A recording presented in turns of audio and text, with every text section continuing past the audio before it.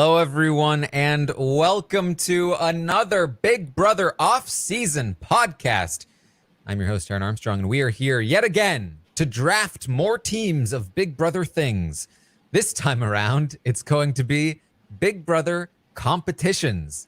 So the goal of this podcast is that each of us is going to draft a team of Big Brother competitions, and then you, the audience, will vote on who has crafted the best competition team. With me to do it this week, we have Lavina. How you doing, Lavina?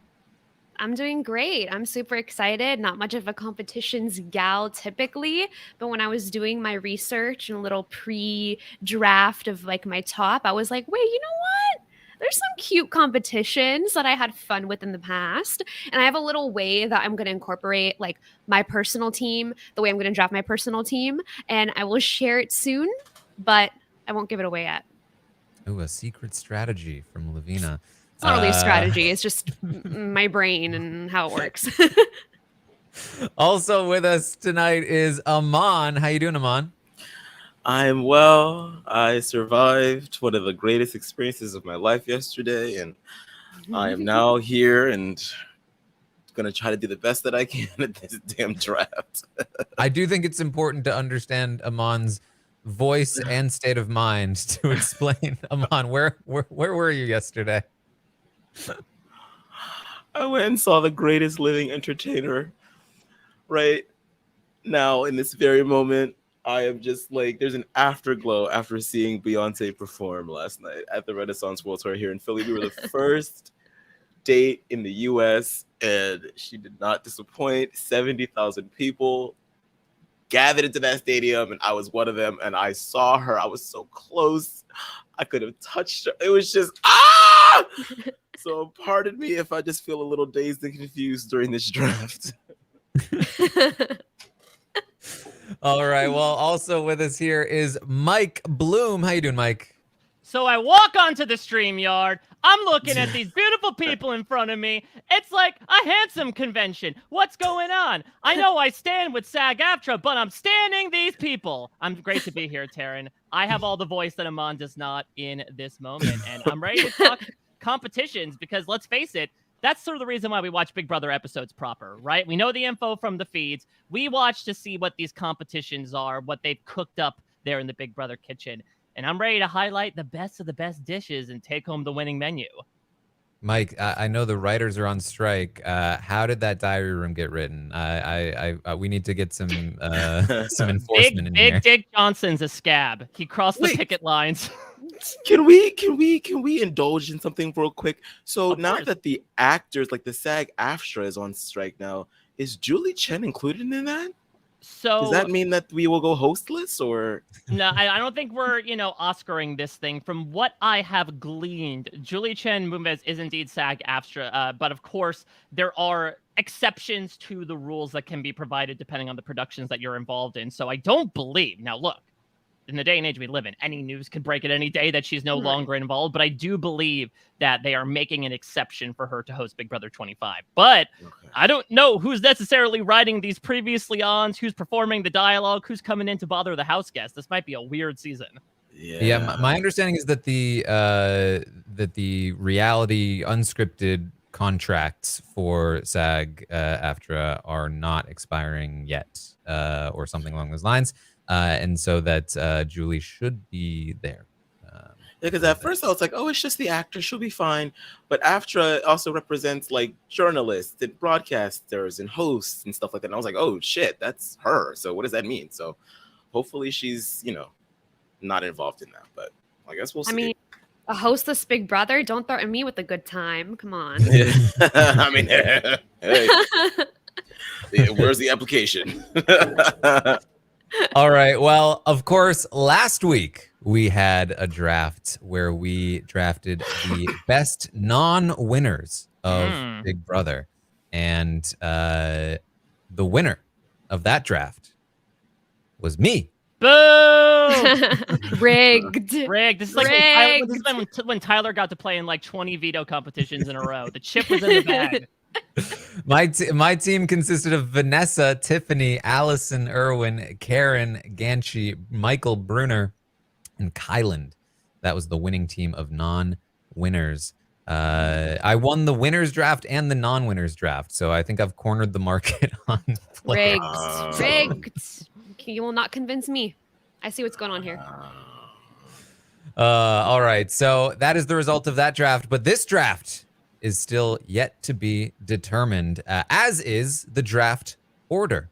Oh. So I have some trivia questions, not unlike some of the competitions on Big Brother itself, that will determine the order of the draft. The person with the highest score will get to choose their position in the draft first.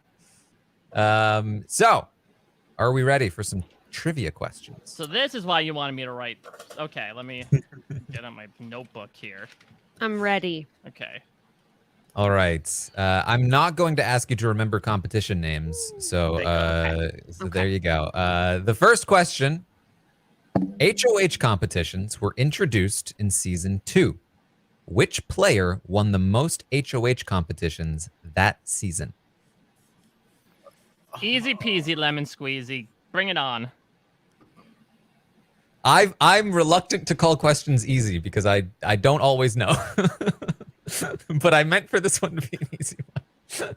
I forget. I haven't revisited BB2 in so long.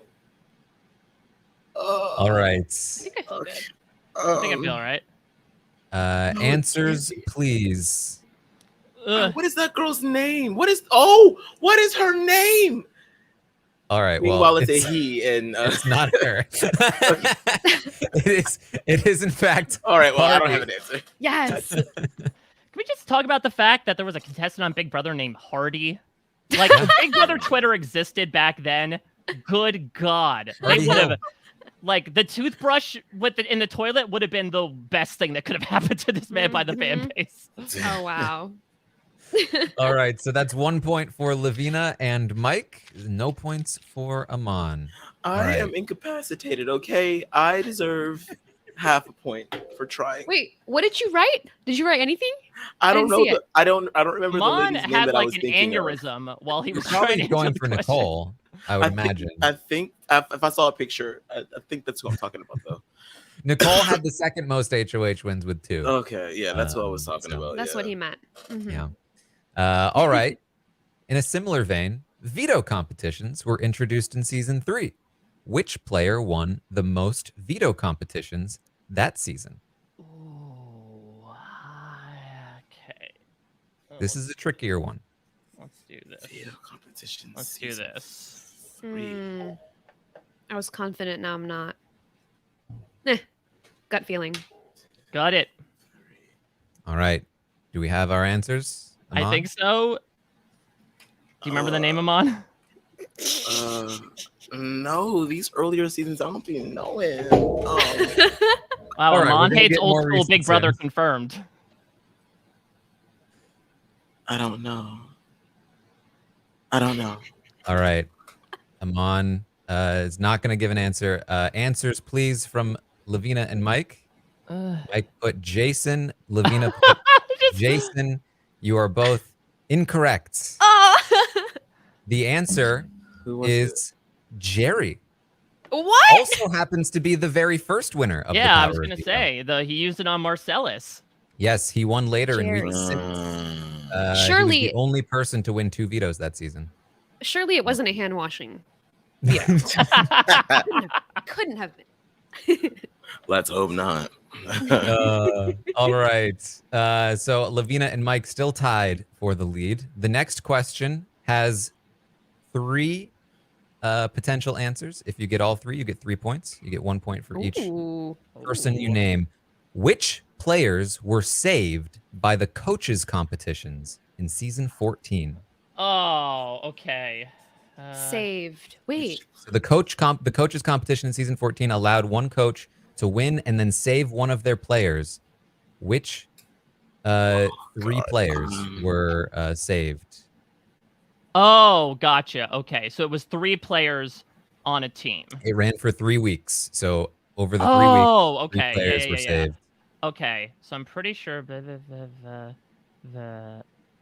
I think I don't get the question. I've got 2. Wait, what? Okay, so in season 14, you had the coaches. They competed in the Yes. coaches competition. The winner of the coaches competition was able to then choose one yes. person from their team to be safe that week. Okay, got it. I remember all the I was thinking of teams. episode 1. Okay. Who was on Brittany's team again? Wait, so you're talking about through the 3 weeks or one Through the from each 3 team? weeks. There's Through the one, 3 weeks, one okay. player for each week. I think This I is got it. not- I think I've got it. Not in order. I'm comfortable on 2. Yes, one should be easy. I can only remember 1, Okay, I think maybe so. Okay. 2. If I All get all right. 3, We're gonna need some answers here. Okay. Answers, please. Ian, Oh God, I was wrong. Will, and Ashley is what Mike put down. Those I- are correct. Okay, Really? I well, got all 3? Oh my god. Yes. okay. I Mine can't are see wrong. them on. Don't worry, they're wrong. It looks like Oh, sorry. Lavina got Will, and then Shane and Frank, which are incorrect. Oh wait, I didn't. Oh, I got 1. Okay, I already forgot what I wrote. Yeah, you forgot fine. Janelle killed those coaches competitions. Yes. Damn. And then Amon, what did Amon put down? I put down Frank and I put down Shane and Danielle. Okay, so no points for Amon. Why do I think Brittany was winning these? Don't you remember All the one right. where they? Maybe we'll talk about it. The one where they had to like gyrate and then use Yeah. their tongue. Yes. I forgot about that. Okay, final question, unless there's a tie. And I do like my tiebreaker questions. So, Lavina, let's tie it up here. Okay. No pressure. This is another potential 2-point question. The coaches' competitions introduced the concept of regular Sunday competitions that were twist-based rather than food-based. Since then, only 2 seasons have not followed this formula. Which seasons are they? Okay.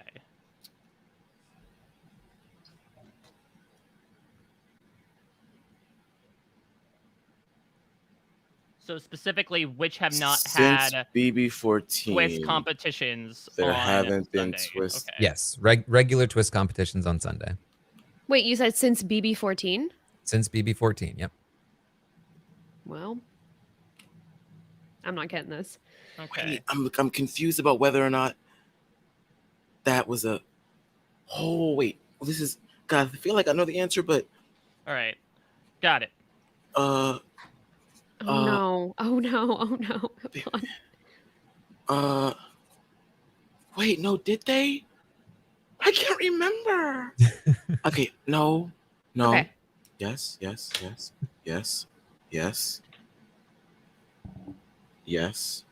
No. I just did this. I just did this in my brain. All right, I'm going to have to be Julie Chen here. Amon, I'm going to need an answer. Okay. Answers, please. 15 and 24 is what Mike wrote. That is correct. Damn it.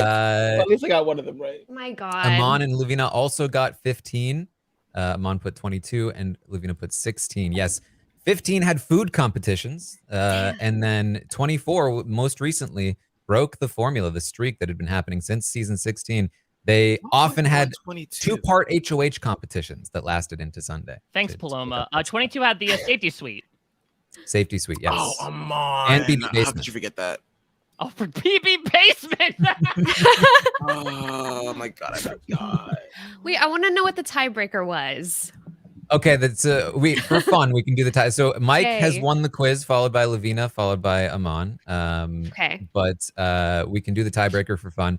The tiebreaker was how many total weeks of Battle of the Block are there across all seasons? Ooh. Oh, this is not Closest fun. to the Never answer mind. without going over would have won. Can I just answer for funsies? Yes. How many total weeks of Battle of the Block are there across BB 15 and 16 and 17?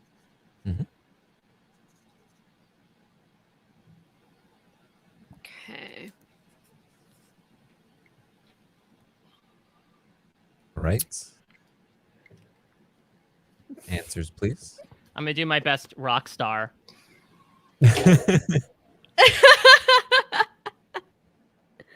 Mike is the quiz whiz. Exactly 13 is correct. Holy shit! Yeah, I thought it was like 8 and 5 or something like that from between Yeah, I 16 think and that's it. 17. I knew it was too perfect. I'm a number 12. Damn it. Okay. All right. So there we go. Mike, you get to choose your order in the draft. What position would you like? Listen, I'm not gonna look a gift horse in the mouth right now. Otev the gift horse. I'm putting myself first. Let's see. Then I think I will do. Let's do Lavina 2. Oh, no. Lavina will then choose her position. You're just choosing okay. your own position. I'm going number 1. Yes, All I'll right. be So 2. Mike is first. Lavina 2. would like to be second. Amon.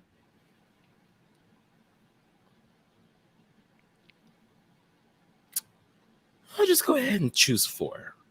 Amon would be fourth. So I will be third in the draft order. Okay, let's get to drafting. Let me just reorder us here a little bit. Mike, you have the first pick in the competition draft. What competition would you like to draft? So I believe it was in Celebrity Big Brother 2 when Gallagher showed up and started smashing watermelons in front of Tom Green, and Kato Kalin was psyched. And perhaps that competition would be playing on loop to torture these Big Brother contestants as they stood in that damn plexiglass box for nearly 12 hours as the sun rose over one of the worst days of Big Brother 6 that I could remember in some time. I'm going pressure cooker. Come on, people. We knew what was going to happen here. It's the number one pick on the board. I think it's pretty easy. Grant, I think easily the number one pick on the board for the audience. I think it's a good competition. I don't know if I agree with the audience that we need it back personally, I think it's a great comp. I mean, I think I love the simplicity of it. I think what we're going to get into is like what I personally value in these competitions is that nowadays they love to up the production values and make it a spectacle in more ways than one. I do love the hands on the hard idol of it all, right? Like the how bad do you just want to will yourself to stay in? And something as simple, not as physically demanding as standing there holding a button is so great. And then at least to liven it up, they did introduce throwing in these random, sometimes temptations, sometimes punishments for staying in the box that kept it lively enough. I agree that, like, I don't need to see it all the time, but I do think one and done makes it a travesty. I think that this pure concept of stay up as long as your mind can put you up there separates it from different endurance competitions that we've experienced and really puts it in a class of its own. Yeah. I think they just have to update it, you know, like because I enjoy the simplicity of it as well. I think it's just like classic, like, you know, you throw people in an arena, you just want to see them, you know, to the death, you know. But if they, you know, they should update the pressure cooker within itself. Make it really hot one moment, make it really cold one moment, put something really nasty smelling in there one moment. Just like really make it so that it's a show as opposed to them just sitting in there the entire time. So I'm all for it coming back. And who knows? I mean, it is BB25. We just heard news today that they're going to be having some type of like, you know, like ET special about the anniversary of everything. So maybe we can expect to see some older comps making an appearance. And I think it would be really, really a shame if that was not in the conversation for this season.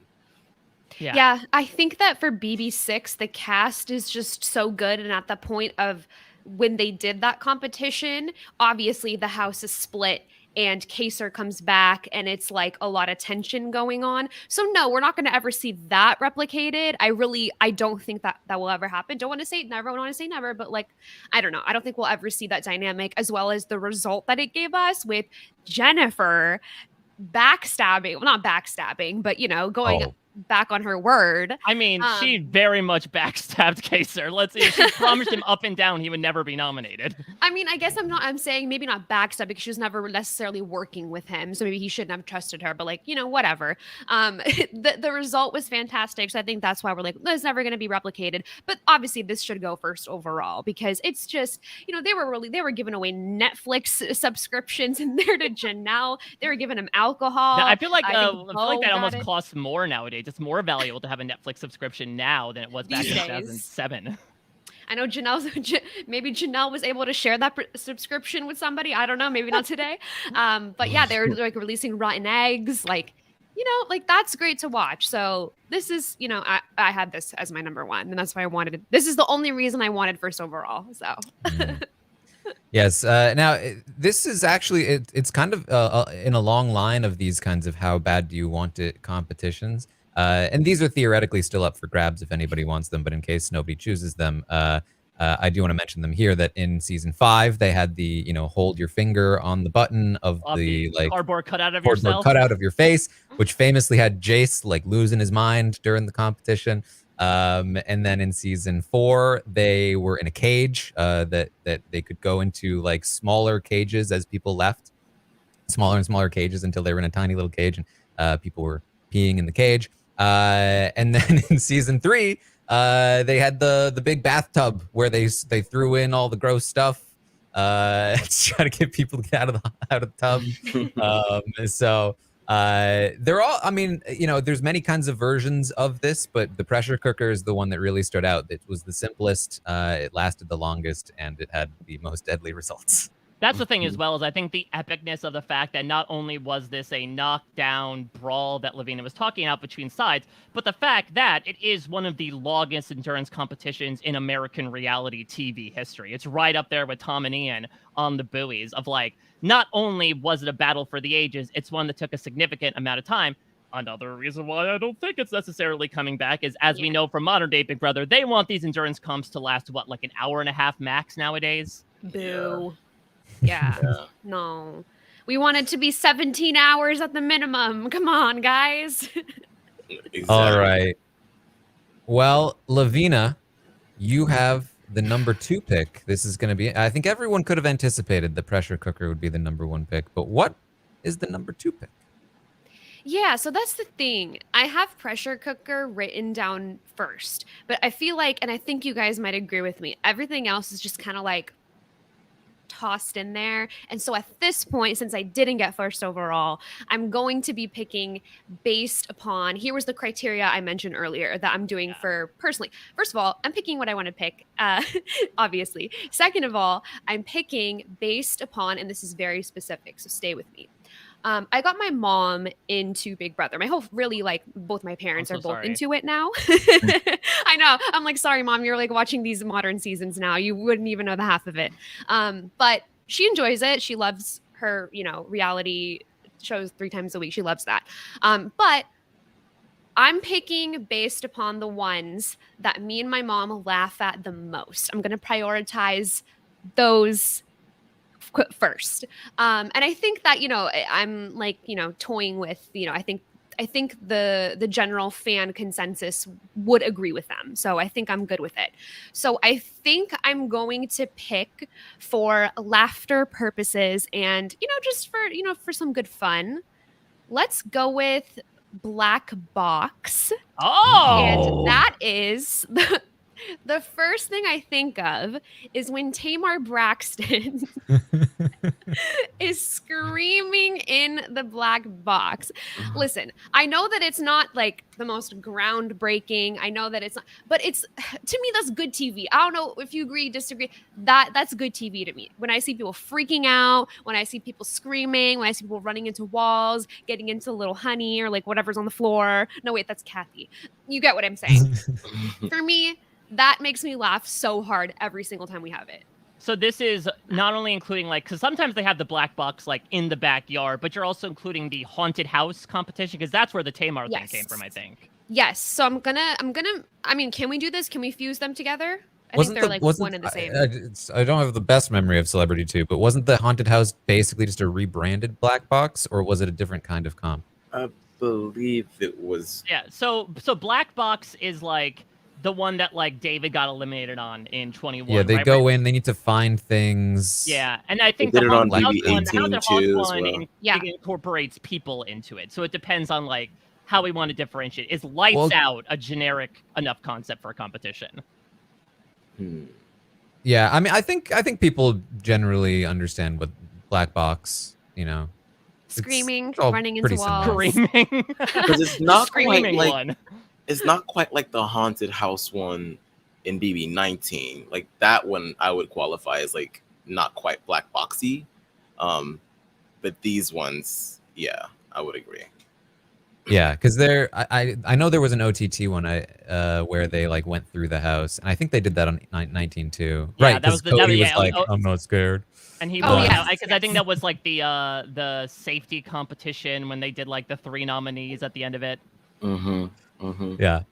I love this because we're kind of going down memory lane. Like, oh yeah, I remember that. Remember when Cody? Well, this is a bad example. I'm like, yeah, I Doing remember in when Cody said retrospect, that. 2 weeks before they're actually going to be doing it. Yeah, there you go. Okay. Well, I think that means it's my pick next. Man, I got a bunch of options in front of There's me. a lot of good ones left. There's okay. I think this is not going to win me this draft, but I have, I think, one of my favorite kinds of picks or kinds of comps that I think is just the perfect competition for Big Brother. It mixes a lot of things together in a really good way. Give me the knockout competition. Okay, so this is the the one knockout where quiz. you buzz in with like a competition. If you get it right, you pick 2 people to go next. Yes, you go head to head with somebody else. The winner, the loser gets eliminated. The winner chooses 2 more people to face off. It's a perfect kind of competition because it's a quiz. It's usually winnable by anybody. It's very fast paced. And it usually like even if you have a majority, it's hard to like hold that majority in this knockout kind of style, because if somebody just keeps winning, they can just keep knocking out your team and they can just continue to put 2 of your team members together. It also exposes alliances, allegiances, relationships, who's in a really good spot, who's in a really bad spot. And it stays tense throughout the entire competition because literally anybody can win at any given moment. So like I would say a lot of the time a knockout quiz comp will come down to 2 people on opposing sides of the house at the end. And that's just, it's always fun to watch. It always has tons of ramifications in the game. It's not necessarily the flashiest or most recognizable kind of competition in Big Brother, but it's definitely one of my favorites.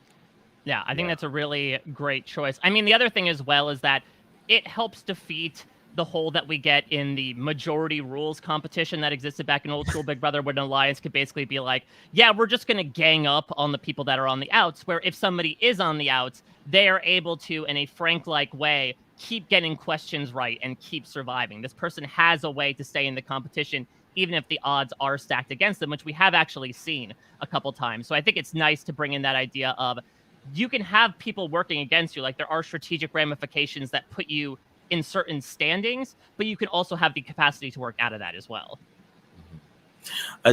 I'm a little traumatized by this comp because I still just keep seeing Davon losing MPP 22, and I just can't get over it. But I do think it is a good comp. I do appreciate that there's usually 3 choices for the answer, so you can't like just hit it and hope that you get a 50-50 shot at getting the right answer without listening to the question. So, and the fact that it exposes alliances and people get a little butthurt, it's always really, really tense. It's just never seemingly happened to go in the way of people that I was rooting for. So. Yeah. Well, to be fair, pressure cooker didn't either. You're right. I think one of my favorite moments when I think of this one is when BB23, when that one photo at the end, we get to the end of this competition and it's all just cookout members sitting on the couch. Yes. and then trying to stare forward as like, it's like the Jordan Peele meme of just sweat pouring down their faces. I literally just think of Hannah sitting like perfectly upright in that photo. It's so good. It was so funny because it was like sort of like a fast forward because we knew that it was headed this way anyway in terms of like the larger competition. So it's kind of interesting to see. It's like, okay, so now that they're down to the 6, what's gonna happen now? So I mean, that's how good like the format is. It perfectly represented their strategy, which was that they just pitted each other into the pairs that they were in. It was great. That was a lot of fun. All right, Amon, you now have the 4th pick Okay. and the 5th pick. Yeah, back to back. 4th and 5th, baby. So there's obviously a few that are still really, really popular. Everyone loves them that I should just put on my team. But there's a couple that I have on my list that I'm also like, this was fun. I feel like I should remind people about some of these more obscure ones. So what do I do first? Do I go for the gimme one, or do I go for the okay. I will do hide and go veto. Ah, dang. Good one. I really, really enjoy hide and go veto. I love every time the we know the comp is gonna happen, and BB Twitter is like a Twitter with everyone's opinion about where they would place their veto, and I can't get over BB18 because they had the kitchen table was made out of a plane like turbine thing. And James had the ingenious idea to lift up the glass and drop it into the Yeah. like, even if you did find it, you have so much work to do to try to get it. Like, the time is probably going to run out before you could even get it. So that was just, I always think about that. And you've never seen a table like that in the kitchen since. So Wait, was that James or Polly? Why did I think of Polly? I think it was James. I'm pretty sure that was James. Was it James? I I don't think it was remember. James. So I remember now, the- so I now remember the the question action, is that this is like going back to the pressure cooker of it all. This has not been used since the infamous Defense Wins Championships, Brett Robinson dominating performance in BB20. I would imagine for COVID reasons, certainly for 22 and 23. But is this something we should bring back? Because I do feel like by the time we were getting to the James Hewling era, they were starting to do like a make a mess just to make a mess competition. That started to become a bit more showy than it was actually playing a competition. Yeah, like when Scotty in BB20 just decided to just pour stuff everywhere, I was like, okay, we're doing a little bit too much now. Like, but yeah, it was Polly. People in the chat are, oh, James won in BB17 and Polly won. Okay, I was conflating.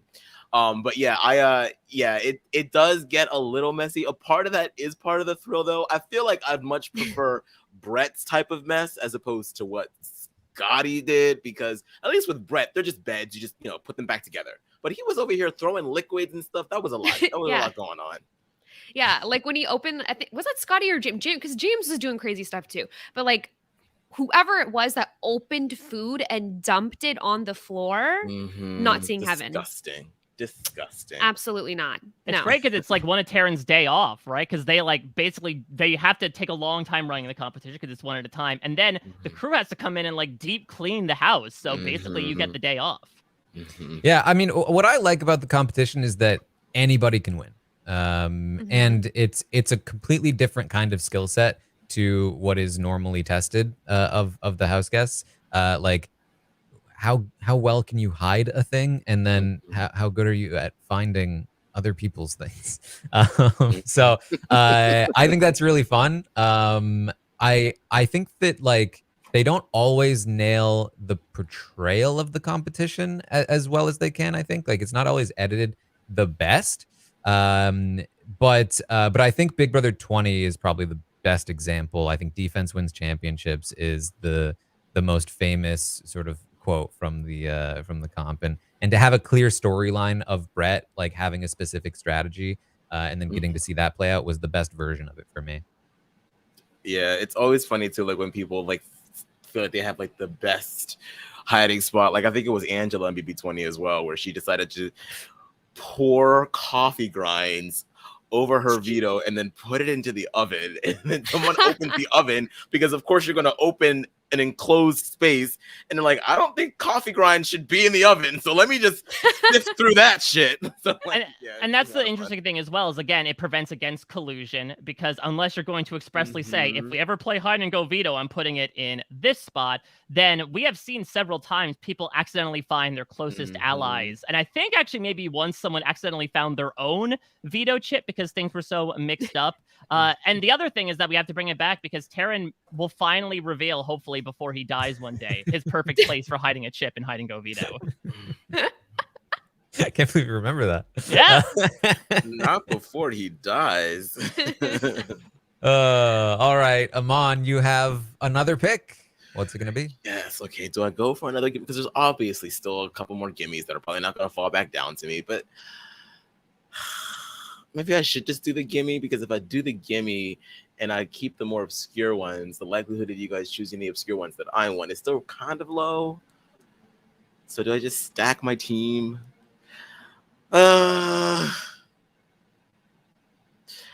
I will do.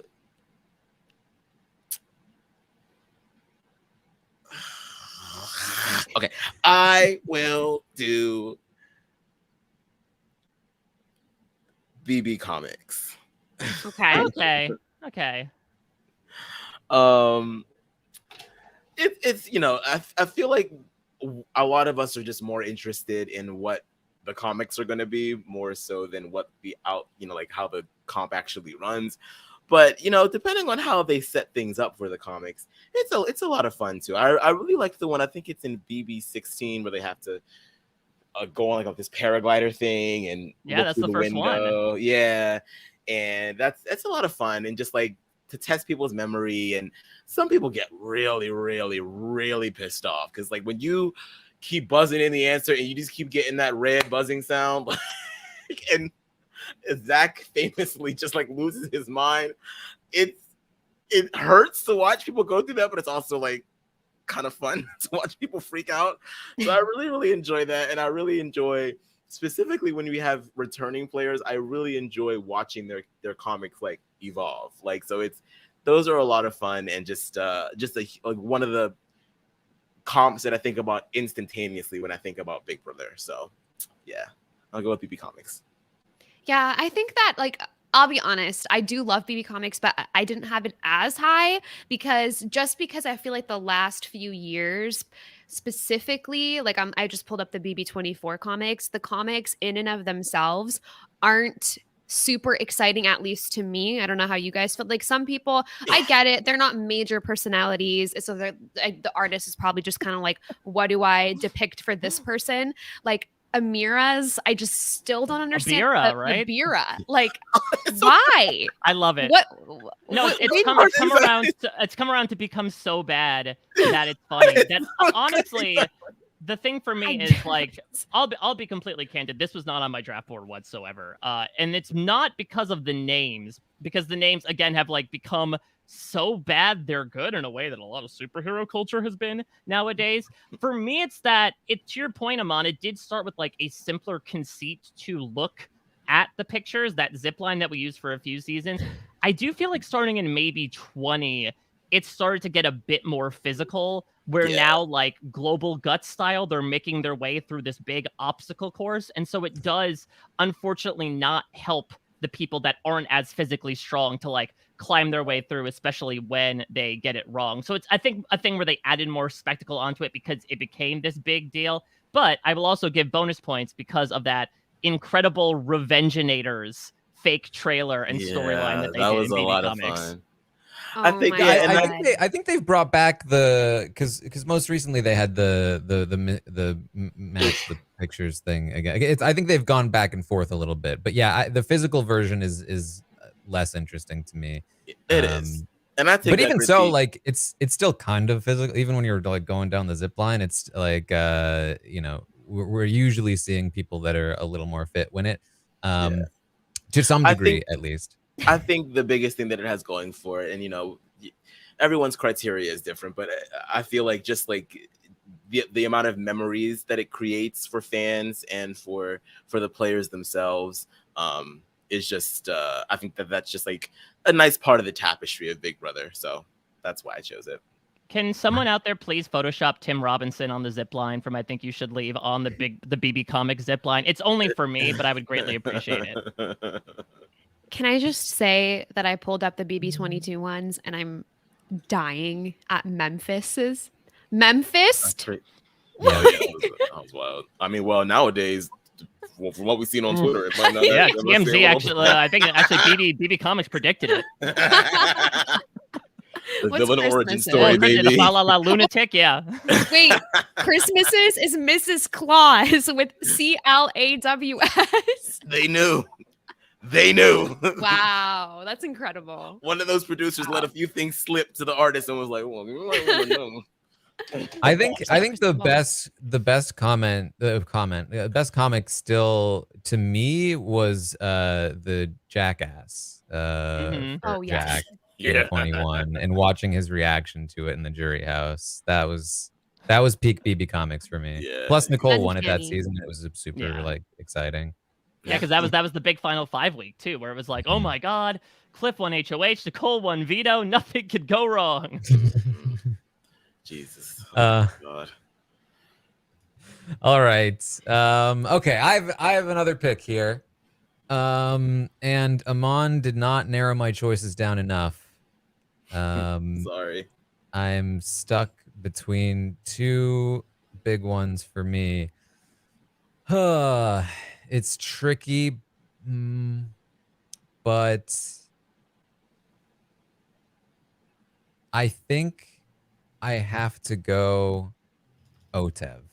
Yeah, I was OTEV. going back and forth It's a very between good OTEV and- catch-all, I would say. Yeah. Yeah. The thing about OTEV is that it stayed good. Its consistent. first iteration was amazing. Janelle and James, facing off. Harm was done. Or whatever. Yeah, you did it right. It's a small harm, but it's a harm. Over a decade later, it's still going strong. Everyone has their own favorite OTEV, anamorphic thing.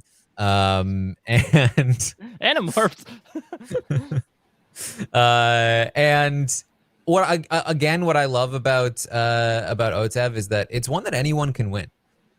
Even though it feels physical and it can be physical, it's still something that, like, for instance, another famous OTEV moment, Rockstar could have, maybe should have won OTEV in BB20, but the only reason she didn't is because she accidentally helped Tyler, which is hilarious. So you've got that.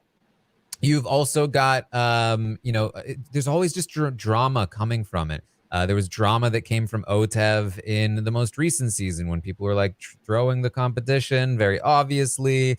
You had in season 14, it was the competition that Frank finally lost to be eliminated from the game because he trusted Dan too much. There's so much history to OTEV, and it just it's always going to deliver. Yeah, it has a curse. I think it's the only competition to have a curse affiliated with it. I really enjoy it. In case you all don't know, OTEV is a lot like musical chairs. And so it is this fun instance. I think my one nitpick with OTEV is that, so it's been done with eliminated contestants, right? That the answers are almost always evicted house guests. That's the first OTEV we saw was little voodoo dolls of the evicted people. Nowadays, OTEV is played so early that there's only like 5 answers to it, and I feel like OTEV has almost become too easy to answer. The fact that the Rockstar one felt like the only time when someone was about to get it wrong feels a little odd to me. But the America's Funniest Home Videos lover in me loves the slow-mo wipeout that we get every single season, complete with like the interrupted confessional about how good they're doing. Yeah, this is one of the ones my mom and I laugh at, so it's definitely on my list. And what's funny is that I don't know what's wrong with my brain. I don't know if it's because I was just talking to my sister who's like watching back seasons for the very first time, and she was on BB11, which I said my condolences, but your sister was on BB11? Oh my God. Oh my God. Oh, Lavina's God. sister is Michelle I'm Newman. sorry. Confirmed. Right. So I don't know if it's like front of mind, but that OTEV, like, why did they bring back Casey to voice the OTEV?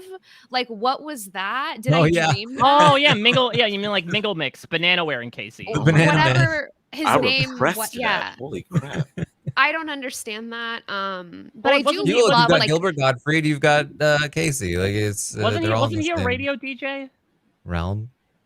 I feel like maybe. my internet just went crazy. Sorry. I don't know if can you guys still hear me? Hey, you're good. Yes. Yeah. Okay, cool.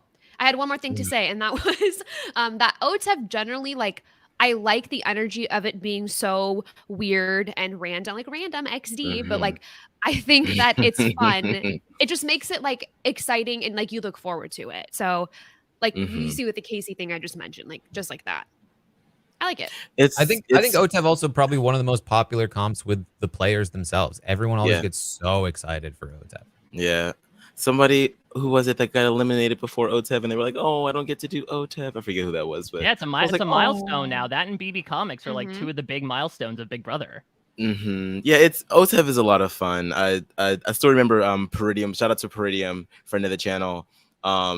His video about like Big Brother hacks and how you should, you know, find as many answers as possible and stack them somewhere, so that way once the question comes along, that you can run to that place and get it.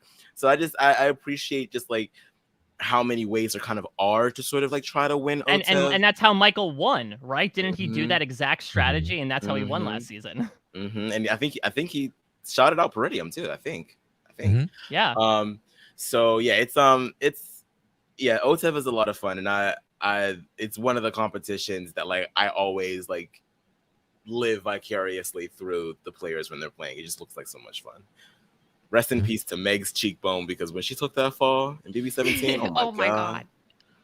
I was like, she is gonna need some surgery. I was watching a video today of OTEV, and I remember that Big Meech was the one to take a fall, and it was the dope beats with the frog. So she had like rave spray painted her hair, but like the spray paint bled a little bit into her head, but it looked like she had sustained a major head injury because it was all red tinted. Yeah. I was like, oh my god, they killed Big Meech. Yeah, she. Not Dan Giesling's cousin. Oh, cousin-in-law. Oh, yes. All right, Lavina, you have the next pick. What's it gonna be? I don't know how this has fallen to me. I don't know if you guys don't have this listed. You've overlooked it. I don't know, but this is easy for me. I'm gonna choose the wall comp. I should have just did that one. Ugh. And I feel like, I could tell like one of you was like toying with that one. I was like, please let it fall to me. Let it fall to me. But I'm picking this because, first of all, it fits into my criteria. It is pretty funny. I think of Jess falling in BB21. Sorry, Jess. Love you. Oh, that hurt. Oh, no, Yvonne.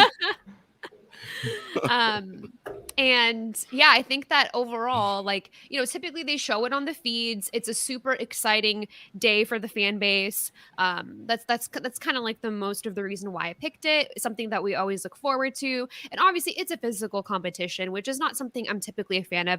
I should also mention that the earlier conversation that we had about just the simple old school questions competitions are personally my favorite. I love a simplistic, like, reveal your answer type of thing.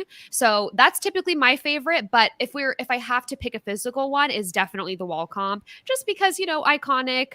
And, you know, yes, they want them to last a little bit shorter these days, but I think that we see, you know, a lot of deals being made on the wall competitions. We see a lot of you know, like the stuff that they throw at them. It's super exciting to see like what the theme that they can come up with is for this particular season. So I just think it's another one of those like iconic ones that you have to pick or have to have on your list. Yeah, I was between wall comp and OTEV for my pick, and the only reason I went with OTEV is because I feel like OTEV has, like, for me, remained more consistent, whereas the wall comp, they kind of broke it for a while. With the squatting, right? Where like it was very, it became more physical, and we started seeing like all the big guys start to win it, and like the whole conceit of it was that the big guys weren't just going to automatically win this competition. It was supposed to be more endurance based and more like an anyone can kind of win thing. But they changed the way that it worked with different handholds and different angles. To where, you know, you saw all of a sudden, you know, Jackson winning. The Jackson has no business winning a wall comp. You know, it shouldn't have happened. But then you start seeing that, like Cody doing really well, Tyler doing really well on wall comps. Like it started getting to a point where I was like, this is annoying. Granted, recently we saw Taylor do really well. So they might be kind of like on their way back, but I did feel like it kind of lost its way for a little while. For me, still the very first wall comp, season 10, Dan Giesling, coaching them from the sidelines, Rennie up on the wall, like it's the best one by far. Without doubt. Yeah. Like I said, like I love the fight to the deathness in an endurance comp. Like I want to see just how far someone is willing to put their body through so much pain to get something. So that's always been sort of like the most exciting part. And as always, usually a live competition on the feeds. So, it's exciting that way as well. So yeah, I think the wall comp is definitely one of those hallmark Big Brother competitions. And I would say usually it's the first endurance competition we get in a typical season of Big Brother nowadays. It's usually the third week. Yeah, they usually reserve it for like week 3, week 4. And so it's also a lot of excitement as well. It's a bit like Christmas morning of feeling like, okay, this is the finally, they even now announce it of like, and then a battle for endurance will stand on the wall this coming Thursday. And so no matter how long it lasts, it does feel like a fun event. Like it does feel a little sports-like in that you are actively rooting for someone in the moment, having them wait it out through the innumerable amount of slime that Big Brother chooses to spray in their faces over and over again. I love also like, I don't know how much Rob enjoys it, but I love like, because it usually will bleed into whatever the RHAP update is or recap is that night. And like all of the people that are on the podcast are just watching the comp and not like engaging in the conversation. So it's just a good time. It's a good time. And I also forget this classic from the most recent wall comp. I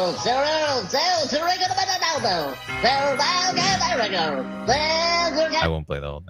I literally don't remember that. What is that? I don't remember it at all. It was the alien gibberish.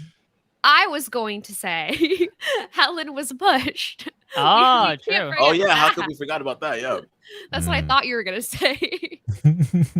No, I mean, I did see a hand. I don't know if it pushed her, but there was a hand behind her. There was a hand. There was a hand. So there's a shadow for sure. On the grassy knoll. All right, Mike, you now have 2 picks. What will the first one be?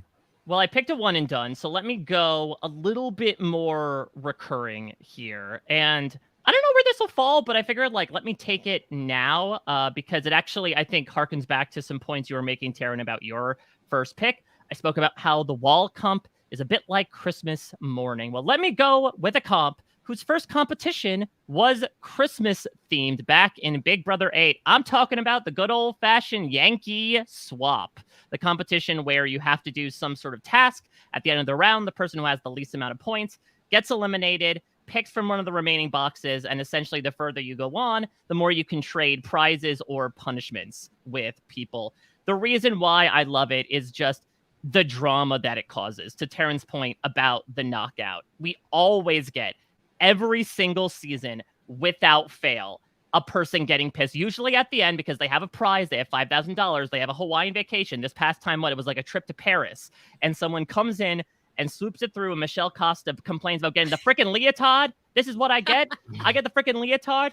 And I think that maybe this is also a bit sheeny because it does also combine like some of the punishments affiliated with it as well. That's where the unitard first ended up showing up. But I love it. It's usually a competition that can be done where anyone can win. They're usually things like shooting a hockey puck. The slingshot from Big Brother 17 is also one I recall. And it has the propensity to carry over into drama as well. Hell, remember, they tried to get Kyle to use the veto to backdoor Alyssa because they were that pissed off about her and the trip. So I love when it creates petty drama and competition at the same time.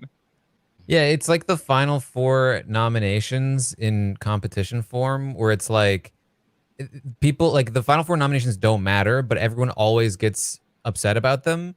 And like in the Yankee swap, if you haven't gotten first place, you shouldn't take the veto because it's just going to get taken from you. So you should just take a prize, but everyone gets pissed every time you do it anyway. Why didn't you take the veto? The veto was right there. And so, yeah, always leads to drama. I love that it's usually some kind of crapshoot to determine, who wins. It's a great pick.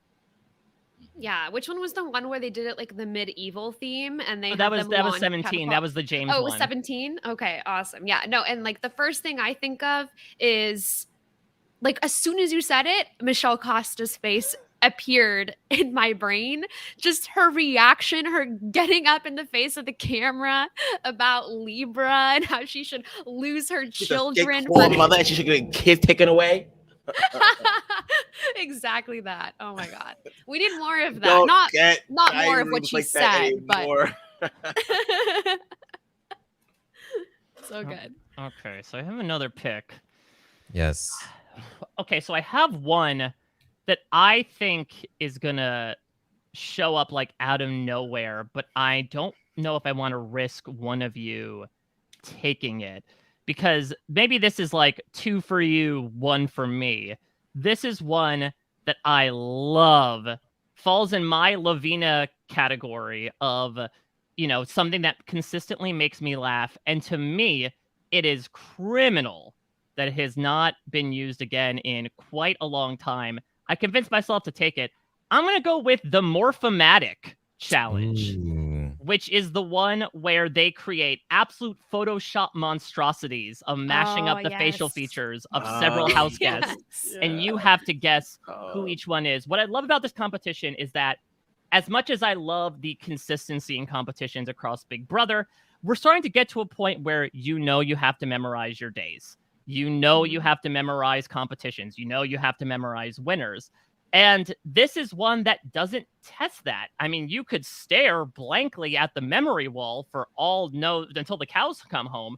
But if you're also face blind, that may not end up paying off. It might amount to a hill of beans at the end of the day if you can't identify, okay, whose eyes are those? Not to mention, it almost always produces absolute uncanny valley nightmare results of just absolute. I mean, I don't know. Maybe this is dating myself. When I was back in college in the salad days of 2007, this is something my friends and I would consistently do at night, is like go to these Cheapo Depot websites and mush pictures together to find out what our kids would look like.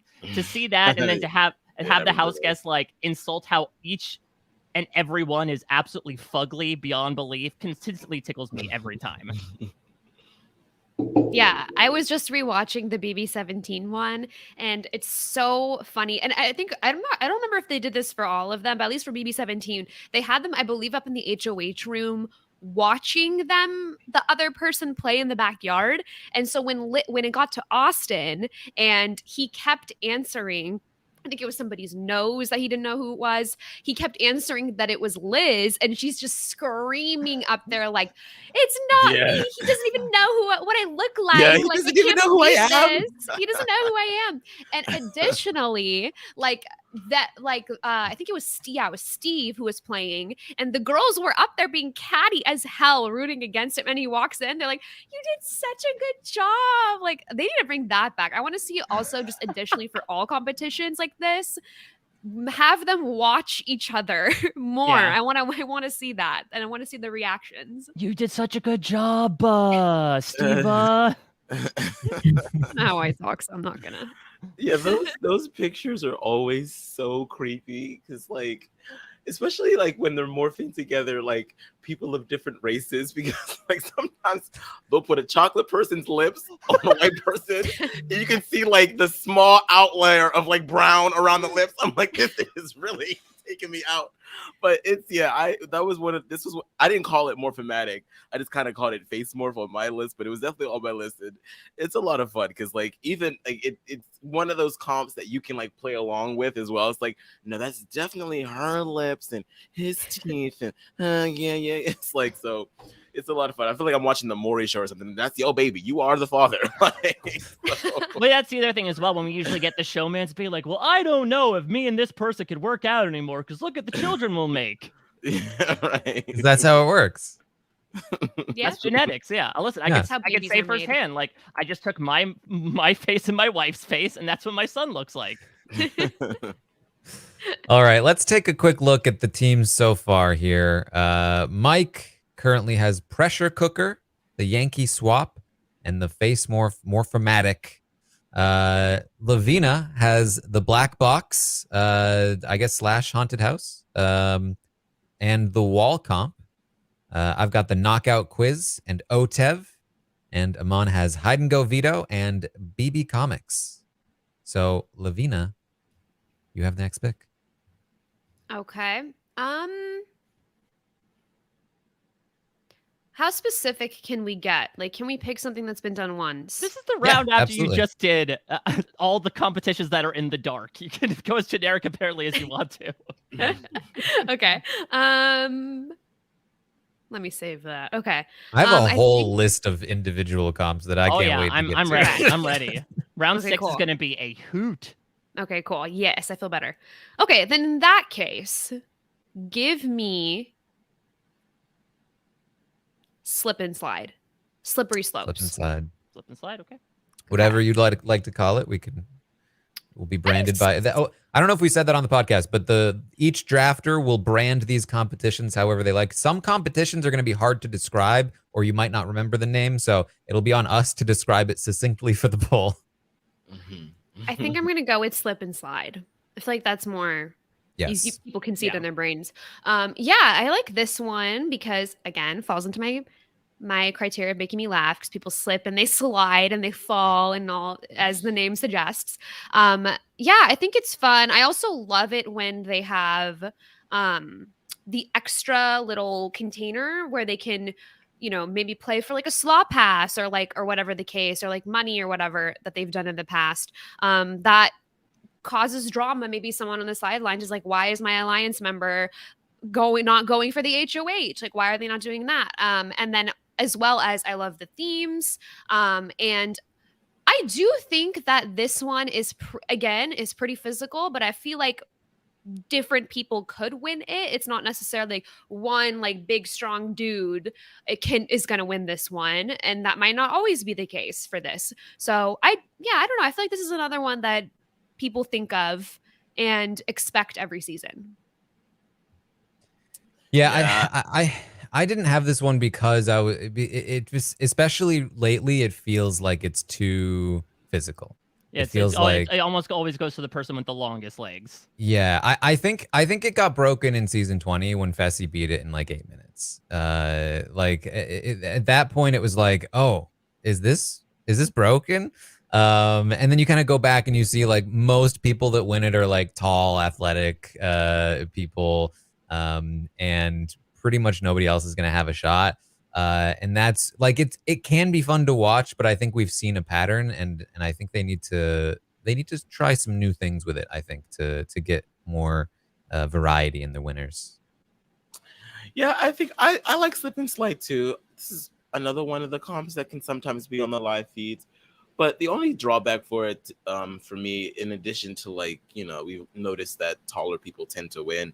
It's also like once someone starts winning, it's like, okay. We know what's gonna happen. You know what I mean? So the pacing of it is just something that kind of throws me off. But you know, I much preferred, I think, to watch this competition on the edit as opposed to on the live feed, just because it's just much more enjoyable to watch people fall. So yeah, this competition for me is always the one that I felt the worst for the contestants for. Like, for whatever reason, OTEB, I'm fine with people wiping out. That lane looks hard. Like, it might as well be on concrete. There is such a thin layer, and it's also covered in soap, and these poor people are complaining about like their back and their knees the entire time. We always have people taking the strategy of just like crawling along the ground, and it just seems like absolute murder on them. And so it almost feels like, to me, a seasonal check-in in my sense of schadenfreude, of like, okay, listen, we all probably feel a certain way about these contestants at this point in the season. Do we really want to make them physically suffer that much? Sometimes yes, sometimes no. Honestly, I think that I'm realizing that part of me, every time I watch this, I'm like, I could do this one. But I feel like we all do that. Like, I would do better at this one. But I really think I would do well at this one because I used to figure skate. So I've got the balance. Maybe that's why a little bit of my thought process. But anyways. Yeah. All right. I also feel like Slip Inside is one that I feel like it would be fun to do. But my next pick is one that I would absolutely hate to do because it would Ooh. drive me up a wall, up a tiny little wall, because I'm gonna pick the tiny veto. Damn it. Ugh. I knew Amon was gonna want it. Yeah, because that's we- like the exact opposite of knockout for him, right? That's cruel, Terry. I knew it wouldn't come back to me. I had to listen, pick it. Amon got to go to Beyonce, okay? He earned his win for the week. Fair. First of all, I'm just so upset. I should have just taken it because it's the comp that Davon won. Oh man. It's a great comp. It's funny. It's interesting to watch. It gives like weird and different angles that you're not used to seeing of like the players in the house. And it tests a skill that no other competition tests, which I think is great. It's why it is Davon's comp win. Like she was able to just crush them in the Tiny Veto. You never really know who's gonna be good at Tiny Veto. And I think that's super interesting and super fun. Everything's great about Tiny Veto. There's nothing Who wrong was it that was like taking a deep breath to calm themselves down and then blew over the stack? Was that Tyler? Yeah, I think it was Tyler. Yeah, he Yeah. like exhaled and then it all just completely collapsed. No, I I love was it. in It's also so turmoil. good for like this stupidity of the BB spectacle between like them all intensely having their faces up close to this very tiny stack of cans, and of course the introduction to the comp in the Yes. first place. The shrink ray, the worst piece of scripted acting we've seen since the screening. Where'd they go? Yeah, what happened of like it's again so bad it's good. I always just think of them like, okay, guys, react crazy. Okay, we're good. And then they just stop. Like, can you imagine? They're just like, okay, yeah, what next? Do we go play the comp now? Like, did you get your shot? I can't. But I was going to say this is another one of the competitions where they watch them. Like the other contestants that are playing watch the contestant that's currently playing. Like I love that. I love the reaction. It's like they're watching like the Super Bowl on the TV. Like oh. Like I love those reactions. Should we mime a shrink ray happening? Oh no, I'm getting shrunk. No. Where'd he Good go? riddance. He stole Davon from me. You can stay gone. No, Honey, but he never said where he'd hide his veto chip. We'll never know. Well, if it's a tiny veto chip, you'll never find it. All right. It's such a good one. I really enjoyed that. I was in such turmoil because two of my all-time favorite players ever against each other, but I will never forget that tweet coming from BB Updates. Davon has won the power of veto, bitch. Oh, just a beacon of light in a crazy, horrible ass season. And I also love that she used everyone was like, don't use that veto. Don't use that veto. She's like, no, I'm using that veto. Like, I love that. The effect that it is a tiny veto, too. Like, a little demeaning for Davon, considering that's the only thing. I was a little... Right. Yes. I was like, everyone was tweeting her. They were like, I hope they give you a real one after you win it. But no, she was in that diary room with that small ass. I was like, side eye. The actual tiny veto makes the whole thing. Yeah, against the commitment from beginning to end, from shrink ray to tiny veto. It's very creative. All right, Amon, you now have 2 picks. All right. Oof. So that was one of the ones that I was hoping it would fall back. Okay. I don't know. I feel like this comp has happened enough times for me to like choose it, and it would apply to multiple seasons. I really enjoyed the corn maze in BBOTT, specifically because they had to like be on their knees the entire time crawling through, as opposed to like being able to run around and try to find, I forget what it was that they had to find in the maze. But I don't know if this qualifies as just mazes in general, but the one that made me want to pick it was the one that happened. If you were watching if everyone was watching the video and all the three of us were looking like we were during Rob's podcast the night there's the wall competition, it's because I think we were all frantically searching to remember the corn maze. You guys don't remember I just searched for it. You guys don't remember it? They had to like. I remember the laser maze, but I don't remember the corn maze. It was like really, really low, and they had to crawl through it and find like I think stalks of corn or something. Yeah. And it was just I liked that one in particular because of the physical element of having to crawl. And I feel like Jason won that one. Yeah, and everyone in the chat. Yes, he did. And everyone in the chat I feel like kept this saying could this is apply great. to mazes because I think we had like the tiger zing one. I remember where they had to like grab the alien stuffed animals. Yeah, that was I think 22, and then they also had one in 20. That was a maze, the Casey one. I'm surprised they haven't done Casey. more mazes. Again, considering how much they have amped up the spectacle, like a big ass maze in the backyard. How can you get bigger than that? Yeah, yeah. They're just mazes are just fun in general, and it's just it's easy to like see.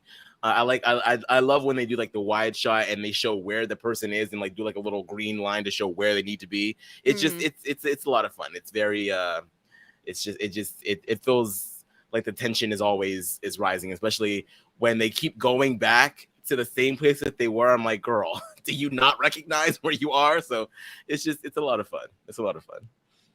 I did not watch BBOTT live. I watched it after the fact. It's hidden on. It's very hidden on Paramount Plus. I think I can understand why, because it was still entertaining for me, but it's definitely not the same experience. So I can't say I really remember this one. And tell me why my brain goes to the foam pit of BB-17. That's clearly not the same thing. I don't know why my brain goes there. You love going back to BB-17. Did you recently watch it? No, I saw a couple clips today, but like, I don't know. I feel like BB-17. Well, I will say when I was looking at a YouTube video of like 2 BB-17 competitions, the views were insane. Like it had like 4 million views for like one of the competitions I was watching. I was like, was this the peak? Like, hello? I don't remember, but anyways, maybe that's why it was on my algorithm. All right. Well, Aman, you've got one more pick. I am going to go for the spelling competition. Technotronics. Technotronics, baby. And Kaltoru and whatever else. They should just have like, I feel like all the words that were previously spelled incorrectly should get added to the BB dictionary and then become eligible words in next seasons to see who is a big BB student. But yeah, it's a lot of fun. I'm a logophile. I love words. I love them. So any kind of spelling thing is instantly going to get me, and it's just interesting to see like what types of words people have swirling around in their brains, and if they're going to be able to make it, and if they can't get that one letter, can they anagram it up and figure out how to make it a different thing? So like it's a lot of fun. It's all the stuff getting blown in their face and the goop and the dirt and just like desperately trying to find that last letter. It's great fun. It's a lot of fun. I love it when they spell things so totally wrong that they look just absolutely ridiculous. So now the question is, like, why did they decide to retire this after Shannon Elizabeth? I know that she's apparently one of the greatest Big Brother contestants of all time, according to Ross Matthews, but what made them believe that, like, this competition was beyond repair because of the job she did absolutely killing it? I don't know. Especially because they just replaced it with like physical comp number 7. Like, this is a great one. It's more mental.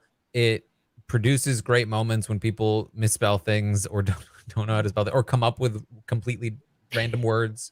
Technotronics. You spell Technotronics. Good. You spell shotgun. What do you want from me?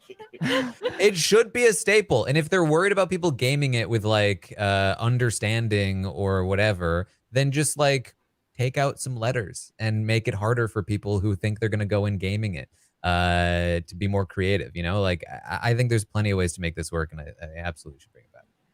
Yeah, I don't know how they don't see this as the best of both worlds. Like it's physical and it's a mental competition. And It's good TV. Like, I don't understand. Maybe they'll I don't bring it. even- It's 25. Maybe they'll bring it back. Yeah, that's a good point. I don't even think it's like that hard to game it. I mean, it's like, I mean, you can come into the competition thinking, okay, I'm gonna spell this 13-letter word, and hopefully no one else is gonna spell this 13-letter word. But if everyone is trying to spell 13-letter words, there's only so many letters in the pit. So Yeah. I feel like, you know, I think it's, I don't know. I think it's a game where you have to have a backup for a backup for a backup for a backup and hope that you don't get screwed. And if you get screwed, then so what? So Yeah, Yeah. I think it's the perfect risk reward where you can go for a longer word and guarantee yourself a better chance of winning, but it comes at the cost of actually having to find said letters. Exactly. And listen, I'll be completely honest. Dude, is Technotronics like when Jeff Schroeder peaked as a Big Brother contestant that Clown early on? Shoe. Clown Shoe. Clown Shoe's good. I just love Technotronics because the other great thing about it that people don't really talk about is like Jeff didn't even spell Technotronics. He spelled like Tech Ticks and he just goes Technotronics. Like that was the worst part is that was the word he was intending to spell and he couldn't even get that far. He misspelled the nonsensical word. And then for like the rest of the season, anytime he got in an argument with Russell would just be like, Technotronics! It's the trump card. Oh boy. All right. Okay, I have the next pick here. I made a tactical decision on my last pick that because I knew Amon would pick Tiny Vito if I didn't pick it. I was Whatever, hoping that I'd get this other one to come back to me. And it has. I'm going to go with How Bad Do You Want It? How bad do you want it? I would have turned myself into a blueberry to get that Yes. Classically from Big Brother 7 All-Stars. How Bad Do You Want It was the pinnacle of Chicken George's Big Brother career.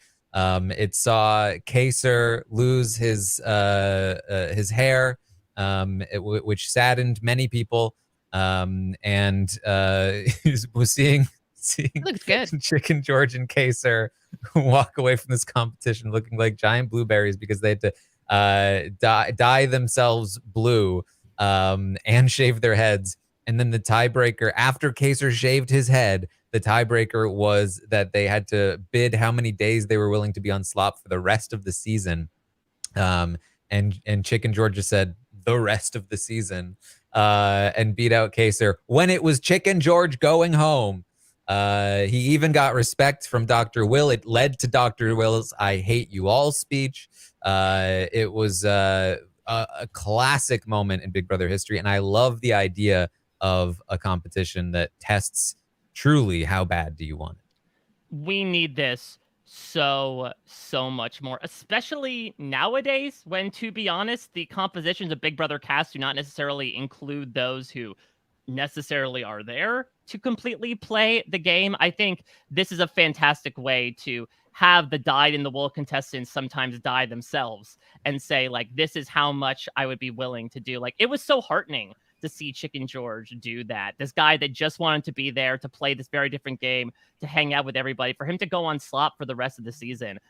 I think that was such a great pastiche of early Big Brother. I mean, Amy comes back into Big Brother 3 because she said she'd be on PB&J for the rest of the season. Like, I love people offering things up and being able to make those sacrifices. We have sort of done away with that with the have-nots of it all, but I like the personal sacrifice of comfort. Yeah. All right. It just seems like when like competitions like that go to the wayside, I just feel like Big Brother production is so like, they're like hand holding these contestants nowadays. Like, no, put these bitches through the ringer. Like, I need to see them sweat and bleed. Okay. Like, I need that. So this is definitely a fantastic pick. Fantastic pick. All right. Lavina, you now have the next pick. I'm between two. I don't know. I don't know if it's gonna. How many do we have left?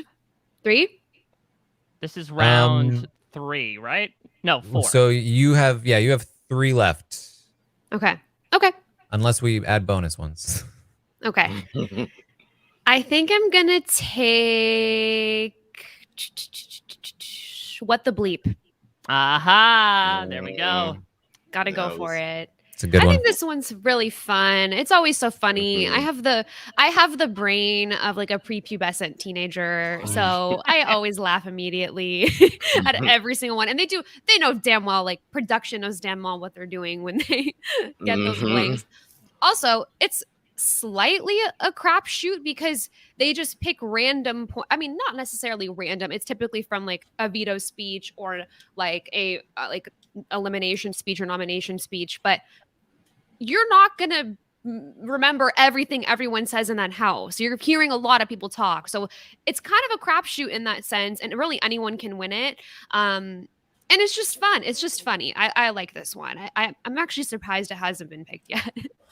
Yeah, we've been kind of avoiding the quiz-based competitions besides knockout, but I think of all the ones, this is the best, even if the answers seem rote. A, it's from speeches as well, which is something we don't really focus on in Big Brother. And B, it's capitalizing upon that really fun internet trend of just making things inappropriate when they really aren't by putting a bleeped word in there. Yeah. It's deliciously inappropriate. I love it. I mean, quiz comps are like my favorite. That's why I picked knockout, because the knockout is my favorite kind of quiz comp. I think Let the Bleep is probably up there as well. I think it's just hard to market quiz comps. It's hard to be like, well, I like it when it's elimination style and people get eliminated when they answer wrong. It's like, okay, how do you put that in 2 words? Like, Right. but yeah, quiz comps in general are great, and What the Bleep is one of the better versions, I think. It's just more fun. It usually happens toward the end of the season, and it's an exciting result. And I think there's a reason why you sometimes get like these weird competition results there, because isn't this the one that JC won in this was season the one 20? where he Like, ruined the trio's plans of making it to Yeah. the end. like And then when he JC won, he was like, "Yeah, you bitches, we're gonna get rid of me." JC was up against like 3 of the biggest comp beasts, although I guess one of them wasn't competing. Like Casey, Tyler, and Angela had all won collectively like 22 competitions. And he was able to pull out an underdog surprise win because What the Bleep is so equal opportunity. And I think that's speaks very highly to it. Yeah, for sure. All right. Hey, back to me for back-to-back. Well, better start preparing a eulogy for you 3, because your funeral starts now, and I'm taking you to an appropriate place to do so. I'm going to the graveyard. It's the graveyard veto from Big Brother All-Stars. I'm going with the one and done, but a hell of a one and done. In case it's not clear, I love me some prizes and some punishments. This is one of the best versions of it, where they are all sequestered by their own and they can wager points for either good or bad, and be able to get prizes or punishments based on that. And so, and I wouldn't even say it's a one and done. Because I mean, you know what? Can we count like the draw something competition in there? I kind of feel like that counts as the same thing. You're offering up points to do punishments to get prizes. That's basically the conceit of the competition. Yeah, I think like prize punishment comps. I mean, whoever you want to name it is what we can put down. I mean, of course, it's absolutely fantastic in Big Brother 7 when Chilltown, despite the plan to make sure that Janelle doesn't win the veto when Danielle wins head of household, Will Kirby, loves stuff. And so he and Mike Boogie just absolutely ruined the plan by bidding it all on prizes, as opposed to Danielle, who very sadly takes the solitary confinement and still loses the veto to Janelle at the end of the day. I love the fact that, too, it was mostly all anonymous as well. And so, like, when it says, oh, was this prize taken? Yes, so it's not like people found out that they got the flat screen TV, that they got the trip necessarily, that these were things that essentially they could get away with scot-free. And I just thought it produced so much great stuff. And then if we sort of co-opt it into other versions, the Draw Something competition led to Dan's funeral, which also amounted to solitary confinement. I am so sad this thing has not been offered yet again. I feel like Yankee Swap has kind of taken its place in terms of prizes and punishments because I feel like it's a very different type of thing. You are actively making a choice this time to undergo these punishments or take these temptations. And I feel like it's leaving money on the table to not go back to this well. Yeah, I don't know if they don't want to like bring it back because they physically had them laying in a grave and that's maybe not tasteful these days. I don't know. Like we said, they're kind of hand-holding these guys these days, but they don't have to make it a graveyard. They could just take the form out of it. But yeah, I remember when I saw that, I was like, just the actual like, you got to get in a grave, lay that. I'd have a panic attack. Like I would have a panic attack for like half of these. But yeah, no, I this was like on my list, but kind of lower. But I loved it because I feel like a lot of the Big Brother All Stars competitions, BB7 that is, they kind of just went for it, and I appreciate that. And they need to bring a lot of them back. Yeah, I think of the seasons, All Stars had the most amount of comps that I was like, that was great. That was great. This is a great concept. This played out really well. And for me, I think that like this is a competition where it's like the competition is a classic. The format itself is good, but it's not like I'm not like amazed by it. It's more just like the way that it specifically played out with Chilltown was like perfect. And so and I have some of those too of like just like instead of like the comp being my favorite, but like this moment with the comp is my favorite. Yeah.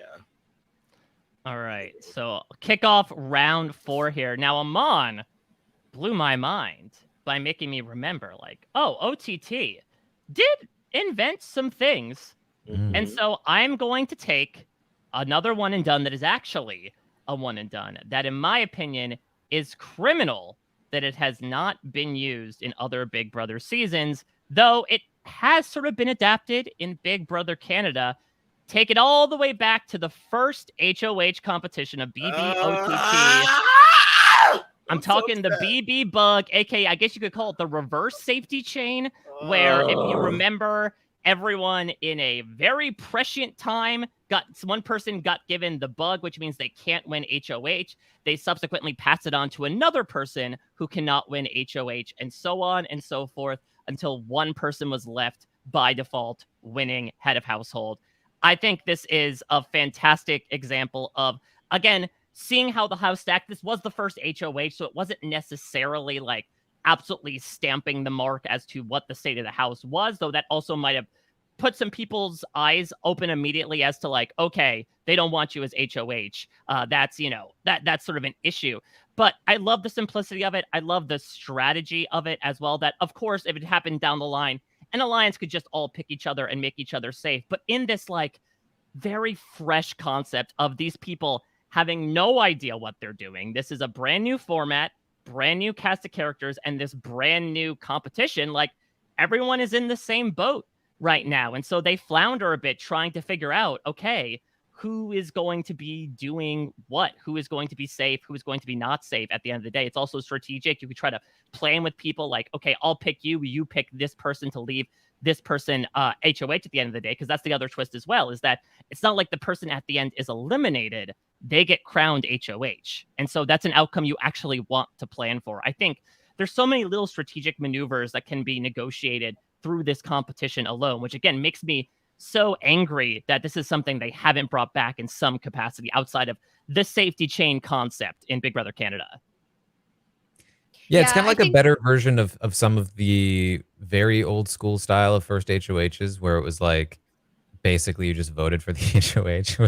Like the first couple of first HOHs were like, choose 2 people, vote between them, then choose 2 more people, vote between them, and like eventually you'll get to the HOH.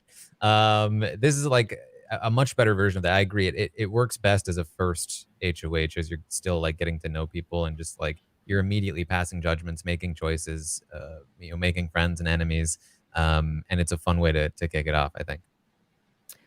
Yeah, I think I want to see it more in the, not in the, kind of in the middle of the season, at least not first personally, just because I want to see like a general safety chain, that is concept, because I want to see people show their asses, you know, like who am I working with? Like that's when I would prefer it. And we've kind of seen it with like the Mon Juan or whatever the hell they called it during Celebrity. Yeah. And you know, I think the concept is there. It's just more so them doing it at the right time. I don't know. Yeah. Maybe that's what they're struggling with, like for BBOTT. Oh, again, it's BBOTT, so I don't like super remember this one, like the exact one, but the general concept of it, I think that might be what they're struggling with. So I don't know. Yeah, I really enjoyed watching this pan out, and I think this is a comp that has to be on the live feeds. And I think it was perfect that they did it for BBOTT, being that BBOTT was entirely live, because you need to see all the conversations. You need to see, you know, people going off into their own little corners and debating about, okay, who, if I give it to you, you give it to them, you give it to them, you give it to them. Oh my God, it's giving me sequester flashbacks. But yeah, it's a great comp, and it's another thing that, like you guys said, it exposes people, exposes alliances, and yeah, it's just lots of fun. Yeah. All right, Lavina, I believe you now have the next pick. Okay. Do I go with my heart or do I go with my head? Heart. I mean, I said I would go with my heart. I'm gonna throw in a one and done. I think there is a chance that it comes back to me, but I feel you guys plotting, so maybe not. I actually don't know what to call this one, so I will give it a unique name, and that is just for vibes. The BB7 creepy torture one. Oh, yeah. Torture test. I don't know what to call it. What is it called, Taryn? Torture test. Torture test. Okay, let's go with that. Yeah, I think that it scares the hell out of me. Like sometimes when I rewatch BB7, I'm like, I'm baby. I'm gonna skip this. But I like how you get progressively younger every time you describe a comp. I have the mind of a 17-year-old. I'm a baby. I'm baby now. No, it's because the voice, like the voice that is used for the host of the competition is terrifying. It's like an evil Siri that's gonna kill you. No, but I really think it's super fun. It's super unique. And will they ever bring this back? Hell no. But I mean, you never know what they have planned in store for 25, like we've been saying. So I just think it's too iconic not to pick. Just to clarify, so this is the one where they stayed up all night and then they got brought out and they would do things like put your feet in cockroaches and put on these goggles where you can't see, and they would show letters and you would have to spell a word when you thought you knew it. Yeah, it's like Fear Factor peak. The person that answered correctly would then be given the opportunity, then would choose somebody else to be tortured, which would make it harder for the person they chose to answer the question because they're busy with their feet in maggots or whatever. So like, I think this, I also had this on my list. It's a great concept where it's like, it's a quiz, but it's got these added elements to it where you can make things more difficult for other people. And it also, like, you know, some of the other things that we really like is like, it exposes like, who do you not want to win? Who are you gonna, you know, punish or distract or whatever. So I like it a lot. Yeah, I it's sort of like similar to like the graveyard or the one in like BB5 or BB Can 5 when they're in the thing and Ike is like freaked out over the bunnies. Like anything that is going to like mentally torture these people, I need it injected into my veins. So it's a lot of fun. All right. Okay. I've got the next one. I've got some choices here. I've got a couple of like really great concept challenges, competitions that I liked them, and I'd like to see them come back. And then I've got a couple of like classic moment challenges. And I think I would be remiss to not choose one of the most classic moments in the history of the show. Night Moves from Big Brother Night 6. moves. Mm. That's Uh, one of the only things I remember from Enzo is when that competition got introduced and all Enzo was doing was sitting there as they closed out the live show going, night moves. Night moves. Like he didn't understand what the words meant. And he's just saying, yo, night moves. Man, night moves. Like the string got stuck on the Enzo Palumbo doll. All he could say is night moves and yo. I mean, this is the perfect. The way it played out was so perfect because it was a giant game of chess. I mean, how it works is that it's a veto competition where you move in the shape of a knight and of like an L on a chessboard. You move to a spot. You pick up the square. You can't go to that square anymore. So there's a lot of strategy involved to try to eliminate other players by blocking them in to prevent them from being able to move It's anymore. like They get chess eliminated. mixed with like Othello or something. Mm-hmm. Yeah. Yeah. And the way it plays out is so good because this is the time when the Sovereign Six were able to come together and take their shot at Cappy. And they worked together on the chessboard to eliminate Yvette and Maggie so that they guaranteed that they'd be in control of the veto. And they were one step ahead of the friendship. And as this led to Maggie telling Kaser, "You just sealed my fate." He said, "No, No, I sealed your partner's fate." I feel your Uh, Yeah, he caught the bigger fish before Frenchie even dreamed of it. it's just so good. Now, listen, the competition itself is not my favorite necessarily. Like, It I sucked don't in love the fact. BB22. Yeah, I don't love the fact Yeah. that you can gang up on people. Which in a is comp like how that. this happened, right? Was like the Sobs were mostly nominated, and I don't think they had the plan to throw it to James, but like they were definitely targeting They people all, from yeah, the they other all were able to alliance. coordinate to make sure that Yvette and Maggie couldn't win. And so, you know, and it is also like the competition itself, I don't think is the best for television either. It's a little too complicated, but this moment in Mhm. Big Brother was too perfect. And the fact that it was on a chessboard, which is what like introduced us to Kaser and Janelle as they played chess together. It was what made us fall in love with them. For that to be the setting for him to overcome Cappy, I mean, it was just perfect. Yeah. Yeah. Absolutely iconic moment in Big Brother history, and I want it. I want it. Night moves. Big Brother 6. Yeah, and it's one of the few times that, the alliance that we all love during that season, the Sovereign Six, they weren't necessarily the greatest strategically, and they were certainly outplayed in that aspect throughout the season. So it's one of I would say probably like one or two times we got to see them outplay the friendship. So because of that, I think it's a good pick. Yeah, each alliance has their comps, right? Night moves was for the Sobs, and pressure cooker was for the friendship. Everyone it's Unfortunately. equally divided. All right. So, Amon, you have your final two picks, unless we really want to get fancy with it and go bonus round. I kind of want to get fancy. We There's so could. many- there's so would many one and probably dones. go, maybe we do like lightning round, where we Okay. go back up and down, but we go fast.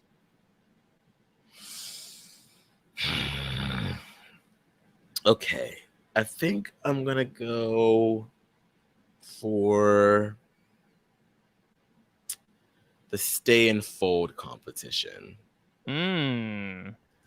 This one is fun to me only because it's like it just sort of like just tests your like spatial perception, right? Like just like how much of one thing can fit in this big ass thing, you know? So and then the added element of having to guesstimate, and then once you guesstimate, do you trust your guesstimate? It is something that can be easily gamed, but which is probably why we don't see it as much anymore.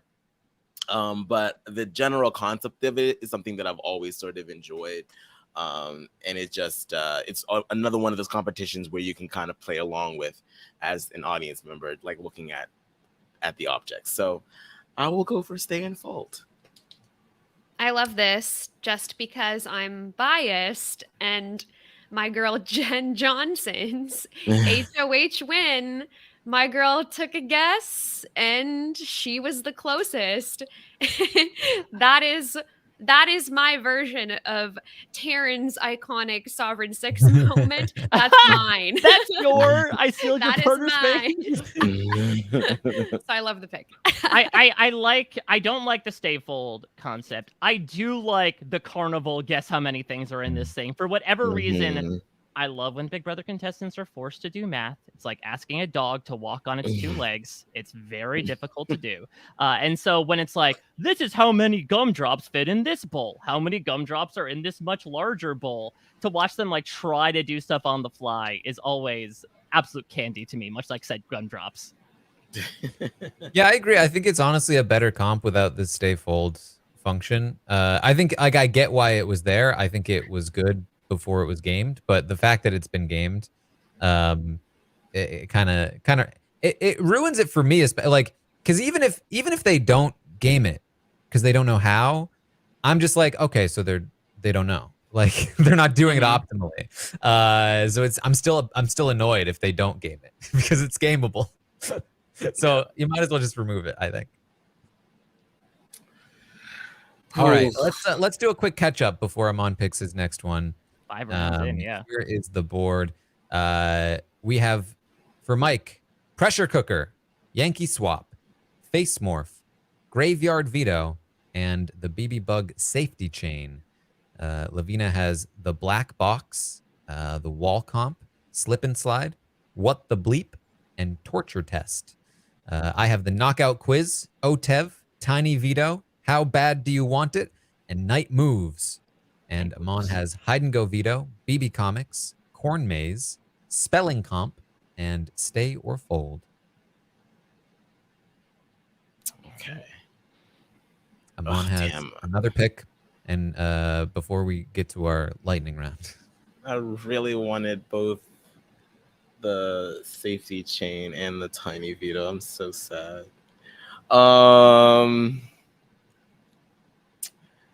This one's fun. I like this one. I'll go for Bowl Arena. Damn it. No, come on. That was high for me. Similar to Terrence's logic with the night moves and the moment of Kaser and Maggie. This one with Julia and Vanessa and her like getting in her head and making her think one thing. Like it's just on top of like the dizziness of it all and them having to, send these balls up there. And also, oh my God, Siri's talking. Stop. Shut up, Siri. Shut up, Siri. Oh my God. Shut up. Shut up. Okay. I didn't hear her. Good. Because she can talk. But anyway, yeah, I really, really enjoyed that one. And I also really, really enjoyed it. It's because that was the comp that Amanda really, really, really needed to win. And she lost, bitch. So I'm like really excited about that. It's a good one. It's kind of physical, but it's not impossible for somebody to win it who's not super physical. And it's just funny. It's just funny to watch. It's very funny. Obviously, 17 had the iconicness of like Vanessa's mist, but the image that sticks with me more is Austin's strategy, where he just like for a really brief second de-evolves to his primordial form and is just crawling on the ground in the most aggressive manner possible. It's the first thing I think of, even more than victims aren't we all, even more than the hat toss, even more than walking out without shoes. That's the first thing I think of when I think about Austin/Judas. Also, just Steve just can't walk. This is not like his balance is not good. That was funny to me. Like I said, this was high on my list because this is something me and my mom laughed so hard at. And they need to bring it back. They haven't done it. When was the last time? Like 17, right? I think it was 17 or 18. They've done it after 17, right? Well, didn't they do it in? Did they do it in 20? No, they did it in 23. Remember, that's the safety competition that I think Christian won. Maybe it says 7. It says 19 as the last. Why do one. I have That an doesn't seem image right. I remember of 19. Scotty from 20, like just spinning? Like what was? Like I remember him doing that, but I guess that was Johnny Mac. I think that was Johnny Mac. No, I remember Scotty did a Was it? competition where he was spinning, but I don't think it It was. was No, it was spinning, and then you solve a puzzle at the end. It was because that was the Mamma Mia challenge. I remember. Okay. Okay. But You're saying they they did do it in 23. Yeah, it was the one where I think You're they had to right, top, right, they had to 'cause- top over furniture. yeah. I think. Yep. It's not listed Yeah. here. Weird. Update that. Well, Come on, it was slightly BB. different with, I think, the obstacles. So maybe that's why. Okay. All right. I have the next pick. And I have to go with a classic. Everybody knows what this competition is. It's the spinning discs. Mm-hmm. Yeah. Mm. Yes. Classically, spinning discs. You all have it in your heads. It's when all of the players in Big Brother 2 took CDs and threw it into a basket in the pool. Yes. Iconic. We Yeah. love it. Comp. That's spinning discs. Absolutely Awesome. despise this comp. It's a comp. Listen, someone won it. It happened. I'm trying to see which ones. What comp is more classic? What comp is more well known in the superfan community? And the fact that there are people going, yes, Taryn, in the comments, y'all are all egregious. To be fair, people. Taryn could have Okay. farted into the microphone and they would have said, yes, Taryn. Like, he's got his miss going on right there. He's Vanessa in this regard. No, They were It's throwing so good. Amazing. CDs into the pool, people. Okay? Why is the only one popping up Dizzy discs? That's the one where they are standing on the disc and they're spun that's around. the much less known version. That's of the one that I'm assuming people will think I'm talking about when I put the What's name the of the one- actual competition, spinning discs. What's the one in BB6 where they're or is it BB7? I can't remember. And they're like on a couch and they have to hit the TV. Was that BB6? That was the veto that James won for Sarah, right? Yeah. Yes. No, I know. Oh, yeah. Okay, because I know he also won the Pinata one as well. Couch potato. Couch potato. I probably great shouldn't have said that name. because now But I love it. That is around, textbook Big Brother 2, right? The two competitions I think of with Big Brother 2 are that and the one where they remote control helicopter and had to land it on the thing. Like, that is just a Was it a slice of car? life. Or was it a helicopter? Or was it? I forget if it was a car driving I over think like it was an the RC car that landmines. they had to drive around, right? But it's But they it's did so win. good. They did win a helicopter ride. That's the Maybe one. that's That's what it like one of was. the few comps Will has ever won in his career. I love it so much because like it's such a throwback, not only to the budget but also to CDs. Like you couldn't do that nowadays. You can't Yeah, throw Spotify downloads into a pool. It was a luxury comp where you won CDs to play in the house. Oh my god. What a mess. What a mess. The budget was not budgeting that day. What I love about it is that's how simple you need to be with comps, I think. Is just whatever, like just throw some CDs into a basket. It's relatable. It's fun to watch. It's like you can watch them throw this. Oh, they're gonna get it. No, it's more fun to watch than half the comps they do nowadays, where you're just like, I can't even see what's Yeah. happening. I will agree with. Could you imagine a modern Big Brother editing style for like? So the goal of this is to throw CDs into the pool. I'm looking at it and I'm No. thinking, this is fantastic. The Mike Meister has got this on lock. It's like, bwap, bwap. Oh For the- man. For the record, Sam, we're calling this spinning discs because the people who know, and the people who don't Cheating. will think I'm talking about dizzy discs. Oh, No, don't let Sam. Don't put it in there. I'm gonna call the next one the I Win challenge. There you go. I mean, I will agree that it does Yeah, sort it's of the have actual name. like it does have like It a is. charm to it where it's like, like I can remember coming up with dumbass games as a kid when you're just sitting there bored and you don't really have any other games to play. So there is that to it, but like on Big Brother, no. I mean, it did pave the way for Duck Ball and all these other games that they were the actual contestants were coming up with. All right, Lavina, Okay. you're up next. I'm going unhinged. Yes.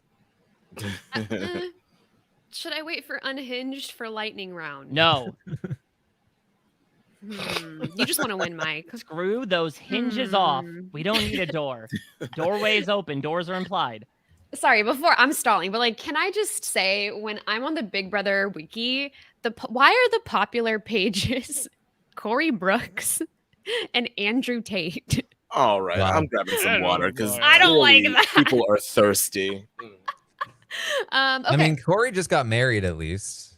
Yeah. And Andrew that's Tate is why. in prison, I guess. So as he should. Yeah. Okay, I'm stalling. Okay.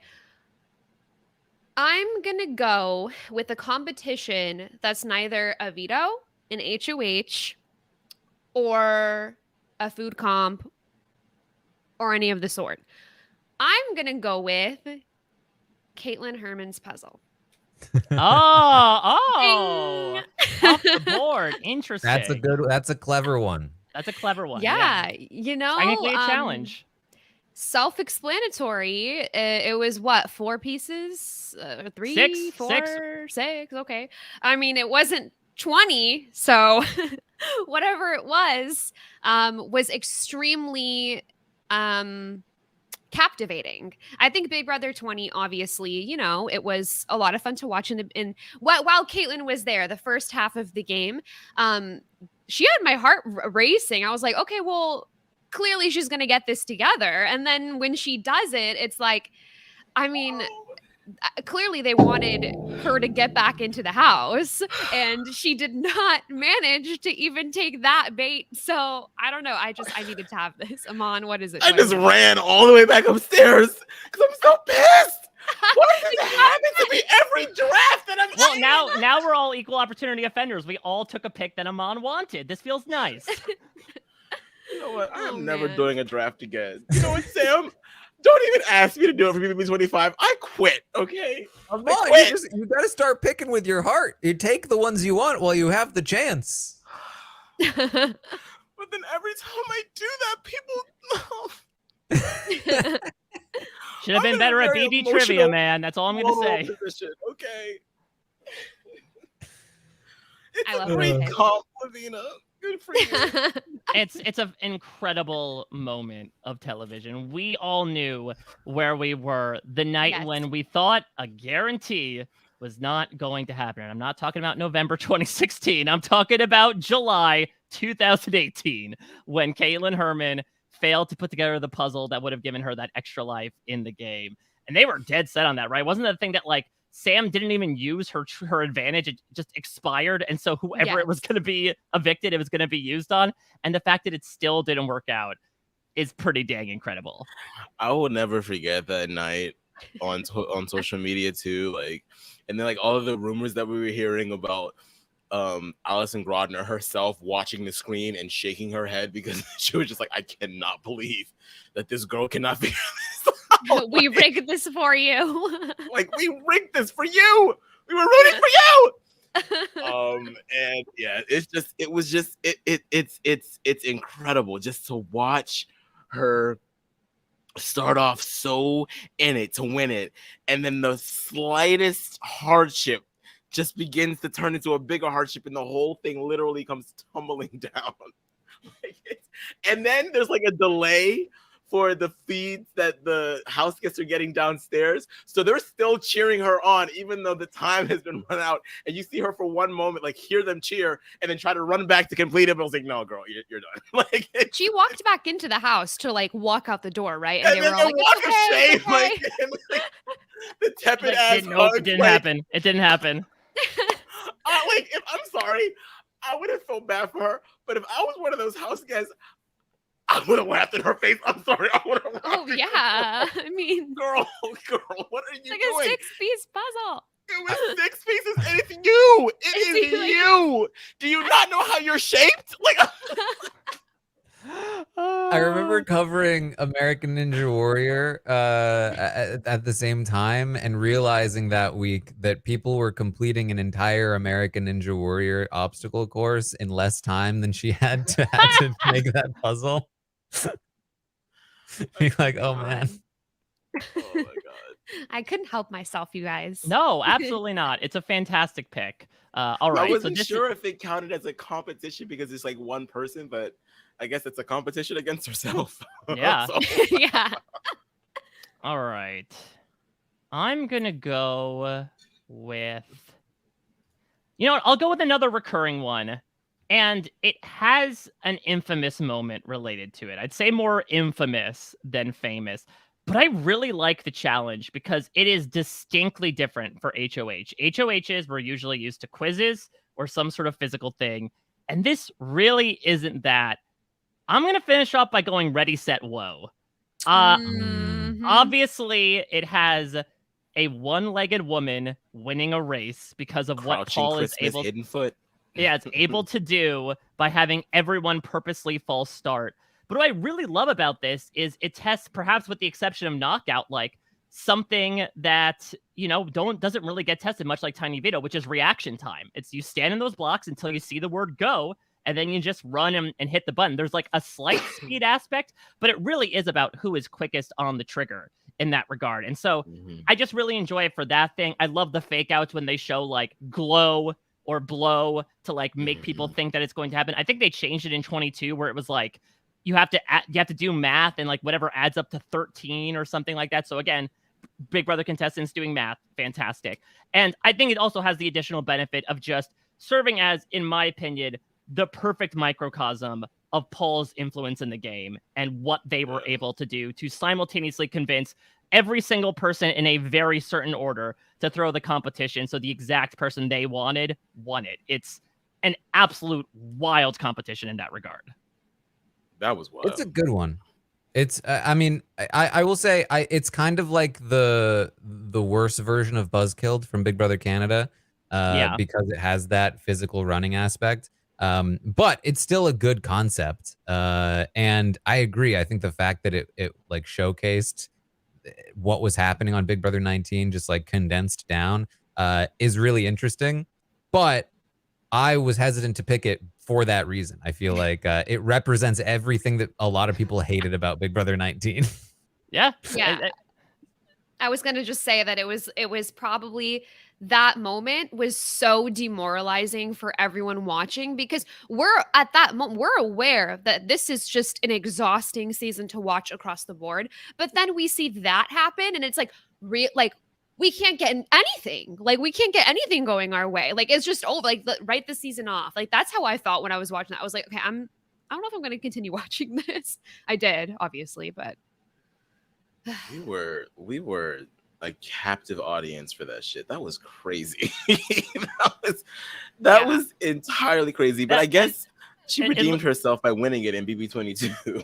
That's true, and it links perfectly, I think, with Lavina's last pick though, of like the jaw agape, I cannot believe this is happening type of TV moment. Yes, for sure. I mean, you know what? I'm sitting here saying I didn't want to watch. I was demoralizing. Yeah, it was. But I'm saying I didn't want to watch the season. I spent the most time on feeds on that season total. And that's why I picked BB19 in the first draft that we did because of that reason. But y'all weren't trying to hear it. Y'all gave it to Puya. Boo. Guys, come on. It's true. You were glued to those feeds. You were glued to those damn feeds because it was a train wreck of a season. Okay. But I'm not here to litigate. All right. Let's take a look at the teams now before the bonus round. Mike with Pressure Cooker, Yankee Swap, Face Morph, Graveyard Veto, BB Bug Safety Chain, and Ready, Set, Whoa. Lavina with the Black Box, Wall Comp, Slip and Slide, What the Bleep, Torture Test, and Caitlin's Puzzle. I have the Knockout Quiz, OTEV, Tiny Veto, How Bad Do You Want It, Night Moves, and Spinning Discs / CD Throwing because Sam doesn't want to give it to me. And then Amon has Hide and Go Veto, BB Comics, Corn Maze, Spelling Comp, Stay or Fold, and Bowl Arena. But we are not done yet. We're going to do a lightning round. We're going to go up and down the safety chain once more. So and two more rounds. Two more picks in, but no lengthy discussion. We're just gonna name it, react, and move on. That is the lightning round motto. So, Mike, what do you got for us? This is my favorite endurance challenge besides the pressure cooker. Bunny hop, the first part of the final endurance, final HOH in Big Brother 8 with the infamous image of Zach and Evil Dick holding their key in the rain while hopping Yes. over the rabbit. Love It's a good one. Yeah. Having to hop over the bar every like Yeah, and 20 that's seconds. the thing is it's not like they had to jump like you know, a real large distance, so it was like physical enough for the two of them to stay in it, but just the image of like Danielle being by Dick's side as like he is just absolutely getting drenched but refuses to back down is say what you want to about him. It was Yes. a pretty damn heartening moment. Yeah, and it lasted think like 8 hours or something, right? Like it Yeah. was still a really long one. All right, Lavina. Okay, I think I'm gonna go with BB Stormwatch. And that's the one where they're like blasting them with rain and stuff while they're trying to get the results. And they're having them like recite. Well, I don't actually. They did like a different version of this. Maybe it wasn't the storm one, where they're basically having them read off of the thing, and there's Teleprompter, people yeah. that like can't read, I guess, or like freaking illiterate. So that's hilarious. Well, of course it to had me. the infamous Canadian version of Dimitri's "Hi, I'm your name." Yes, yes. Maybe I was thinking about that. Forgot about that. But I think I'll just go with BB Stormwatch. And also at the end, for BB 18 that is, when they're drenching them with the water. And I think it was Nicole actually who was reading the results, and Victor's like, hurry up! Like it's rent free. Yeah. So I needed Yeah. that. I'm sorry. Yeah, Victor was funny in that. All right. I'm going to take this opportunity to pick some of the concept ones that I've really enjoyed. In particular, one that I really liked from Big Brother 4 is the very special veto, an offer you must refuse. Where the house guests were given the opportunity to take the veto if they were willing to put the rest of the house on peanut butter and jelly for the rest of the season, I think was the first one. And everyone turned the offer down. The next was like for the next 3 weeks, and everyone turned the offer down. And then the next offer was for 1 week, and everyone turned it down, except for the only person who didn't even need the veto, G, who took the offer and pissed the rest of the house off for the rest of the game. And the target was on his back. They hated him for this. And Robert lost his mind. I can't even be in here if this is how it's gonna go. I love this season. It has a special place in my heart. It's like one of my rewatchable ones. My life Yeah, well, is it just recently celebrated its 20th anniversary, right? That it did. 2 decades ago, G was making a dumb decision, despite him. Was he HOH? That's why he didn't need the veto. He didn't even need it. I think they should have these kinds of competitions more often. I like the idea of like winning the veto, but in order to do so, you need to piss the house off. I think that's a fun concept. It's a real all right. risk and reward. Amon, what do you got for us? Okay, I will do. Should I go for? I'll go for couch potato because that was kind of fun. There you go. I enjoyed that one. And then for my second pick, I will do.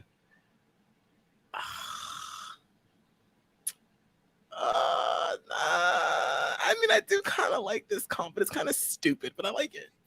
I like punch, slap, kick. Oh, Ooh. I was actually thinking about this. They should do a version of it for BB25, but with, have you seen the viral TikTok live, like Montreal blogger who just goes through lives and they take footage? It's her just responding to all these emotes. You all do Twitch. You like understand when people will send things in, and all it is her being like, gang gang, ice cream, gang gang, yeehaw, I'm a cowboy, NPC gang gang, ice cream fetish is what they call it. Yeah. Yeah, I kind of would love to do that as like a chop slap kick where you have to respond with that. Okay. Yeah, it's just go on TikTok or go on Twitter, type in the words NPC fetish, and you will. I don't know if I want to do that. It's wild. It's crazy, but it's like because it's just like, so what she's doing is she's seeing like emojis and they're making her respond in a certain way. Like there's an ice cream. She's like, oh, ice cream. Or, like, oh, yeah, girl, gang gang. And then she just does it every single one that comes in. So it's just like an algorithm. It's just pumping out rhythms. Like this woman is positively robotic. And I want this to be a chop slap kick thing where the emojis have to show up and you have to respond in kind. The grave detail you're giving right now, Mike. It is I mean, bananas. it's a hustle, but it's like it's wildly captivating because I definitely sat there for like at least 5 minutes watching her do it. I was like, okay, I need to stop because what is going on? You know But what? punch Good slap for kick. her. All right, punch Sure. slap kick. Okay. I've got another concept one that I really liked from Big Brother 5. It's called Bluff Me a Veto. And the idea was that each person would read from a card that would be a statement. And they could either read from the card and tell the truth, or they could make something up and lie. And these were statements they had given previously. So there was either the truth or a lie. Everyone had truth or lie chips, and you then would bet, is this person telling the truth or are they lying? And for every person that you fooled, you'd get their chip. And everyone would go. That it played for 2 rounds. Nokomis famously bluffed them all and won this veto. It's a great concept for a veto. I love the idea of having to bluff and trick people into thinking that you're lying or thinking that you're telling the truth, and that's how you win a veto. I think that the way that they did it for television didn't super work, but I think there's a way to make it work, and I really like the idea. Yeah, that's a really interesting concept. Again, it's the simplicity, right? And I think it's also a good barometer of, well, if this person lied about this, what else could they be lying for? I think it's the perfect kindling for the fires of paranoia that is Big Brother. Yes. Famously, Drew said that as he wanted to be Hugh Hefner in the 70s. That was a statement from Drew. About that. So, Lavina, what do you got Okay. for us? Is this too general? Because I really, really want to round out my team with this. The Zingbot comps, is that too general? I mean, it's tough because Zingbot applies, He but there are runs the so many. gamut. Yeah, like there have been hide and go veto was a Zingbot competition one time. I think the Yankee swap was a Zingbot competition one The time. maze was a Zingbot competition, yeah. Let's scratch that then. And let me. Oh You my could, god! you could maybe pick a specific Zingbot comp that you liked and have the Zingbot concept probably just apply because people will see Zingbot. I mean, the one that I can think of is like the Zingbot for president and like the dating one, which exactly was the one that Mike picked, I believe, for the morph face. So I think I'm gonna skip that. Sorry. I think I'm gonna go instead with the I just saw it come back. Where did it go? The rolly ball one. Oh, okay. Perfect shot. You know when they were yes. Or are you talking about did the one where is it perfect shot is the one where you have to roll it down a straight lane? Are you talking about the one where you have to roll it up and down the hill 100 Are those times? 2 separate ones? Yes. So yeah, there's the one that like Kaser lost, right? In All Stars, second All Stars. And then there's the perfect shot, which is like the narrow lane where they're trying to get the ball down the thing. And it falls in the thing. Okay. Yeah, and you only have one shot to do it. Yeah. Perfect shot. Let's go with it. I think perfect shot is the more marketable name. Yes. And yeah. I have nothing else to say. Great competition. Fun. It's a good. I like it. tiring. Yeah. It's quick. It's kind of weird. Anybody could win it. Crapshooty. Kind of. I mean, it's pretty physical if they're like running back and forth, you know? That's the one, right? Am I Well, I getting think it wrong? perfect shot is I think one shot, right? Yeah, Or am I perfect wrong? shot is Yes, you have okay, one wait. shot to roll down. I think the one you're thinking of is Yeah. like you have to do it 100 times without dropping the ball. Stick with perfect shot. Let's move on. This is not lightning This could be round. interesting this thing. I'm confident. This is behind the scenes of like I imagine for you guys because it was for me how difficult it is to prep for this draft. There's really like no prep at this point. I'm just like, okay, yeah, that one. All right, and Mike, let's round it out here. All right, What do you I'm gonna got? finish by going unconventional here to round out my team. I have to go with the best food competition of all time in the news from Big Brother 10. That is where Brian hosted a competition with one person from seasons 1 through 9 sitting there.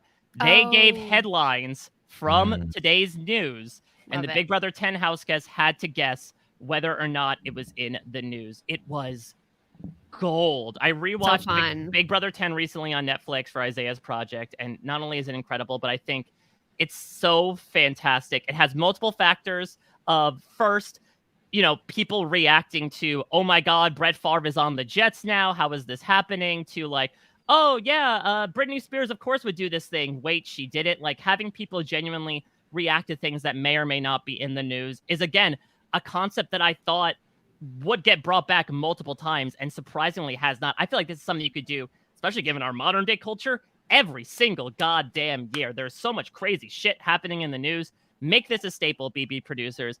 And then, of course, you have like the infamous moments, right, of like Jerry flirting with Janelle, Michelle and Jace making barnyard sounds to each other of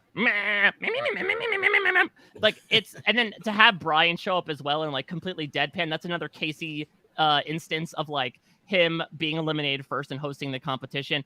Again, bring back food competitions. You can make them like this. You can make them fun. And this was also when they were competing for days of the week, I think they each represented as to like when they'd be able to eat. And I think it distills so much of what I love and miss about food competitions. And just Big Brother in general, because that's what it is. Like they're thrown into a, not no pun here, but like pressure cooker. They're in there to fight for food. That's how they marketed the show, constant surveillance. And like now they're like slop is just kind of an afterthought. So like, yeah, I agree. Bring back a form of the food competitions. Like make it part of the show. When you said best food comp, I was expecting you to go Funky Froyo with Gina Marie guzzling down. No, Ice if I wanted cream. to watch that, I'd get an OnlyFans account. I'm good. I don't like that sentence. Can we talk about how absurd it is that they weigh them ahead of time and then whoever gains the most weight wins? Yeah, that was definitely the most offensive thing about Big Brother 15 for sure. Yeah, that was it. Yeah, the list stops there. Yeah. Speaking also of competitions where they bring back former house guests, one of the ones on my list I didn't pick, but I really liked the concept was Anything You Can Do, I Can Do Veto from Big Brother 7. I remember they brought specifically, back- was it like Jack spinning in a chair or something? I Yeah, they remember. brought back former house guests to compete against players in the house, and they'd be like, I think that I can beat, Jack at the spinning thing, spinning in a chair, and I think I can spin like 20 times or whatever. And then it was like the setup is a little weird, but it's fun that they compete against former players. I think that was such a cool concept. Yeah, it stinks that like only during milestones and all-star seasons do they feel the propensity to bring back players unless they're getting engaged in the house. But as Amon keeps saying, Big Brother 25 coming up, maybe this will be an opportunity to keep funneling in more alumni. Yeah, like could you imagine a comp in BB25 that's like beat Michael at this thing? Like that's fun because Michael's like this competition beast. Like try to beat him at something. Like that's a fun concept. I'm It's not kinda setting like my expectations high for something like that though. Oh, I've yeah. learned my lesson. There's that, yeah. I think that for Big Brother Canada, obviously we're not talking about that right now, but like for Big Brother Canada, they typically bring back the house guests. Like I think last season they had them like dead or whatever. It was like what was it? It was like the detective comp or something. Murder like mystery, little yeah. murder. Yes, that's what I meant. Murder mystery. Things like that. Like I love that. Like incorporate your former house guests because people love that. Come on. All right. Any other honorable mentions before we read off the final list? MacGruber. I unironically love the MacGruber competition. Remember, that was the one where they had to build a Rube Goldberg machine to try to hit the button? Is I that thought the you one in said BB-18? MacGyver. Yeah, the one in BB-18. Or what? Yeah, I guess that's- Was it MacGyver? Yeah, sorry, it should be, I don't know why I said MacGruber. I guess. Oh, yeah, for SNL. It was the I thought you were doing it on purpose. MacGruber! Yeah, I like that one too. I thought about that one. Like the minute that Sam asked me to on this podcast, I was like, oh, I love that comp. I'm gonna choose that one, but it's fine. I also honestly, I would have heavily considered putting the Jury Speaks, the final part 3 of the HOH. It's so they don't do it that controversial. way anymore, do they? They don't. They do it the remember, it's them proper being quiz like, now. "I'm doing a podcast, and I remember Yeah. these 3 facts about me." Right. Yeah. But I don't love like Jury it. Speaks. I know it's controversial. I know people hated that it stopped Vanessa, but like I think it's a perfect ending to Big Brother. It's so random, but also with this like veneer of you got to know that your fellow house guests. I like it a lot. Yeah, I like too. it a lot better as like the final competition of the season than here for the umpteenth time.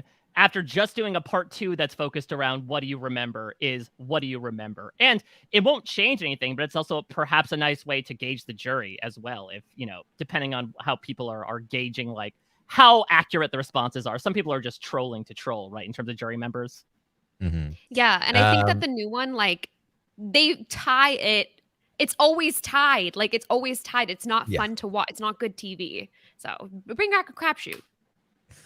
Okay, let's look at the teams, the final list of teams here. Mike has the Pressure Cooker, Yankee Swap, Face Morph, Graveyard Veto, BB Bug Safety Chain, Ready Set Whoa, Bunny Hop, and In the News. How do you feel about your team, Mike?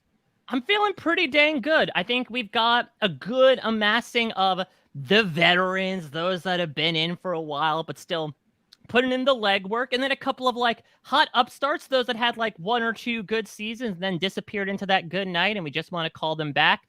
And then combined with a couple ones towards the end of like probably a forgotten endurance comp, but an absolutely epic one for those that remember, and a food competition that I adore front to back. So feeling pretty dang good about this team. It was a good draft overall.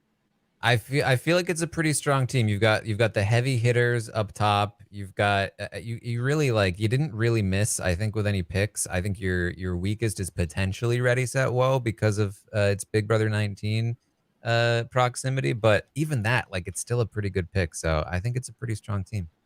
Fingers crossed.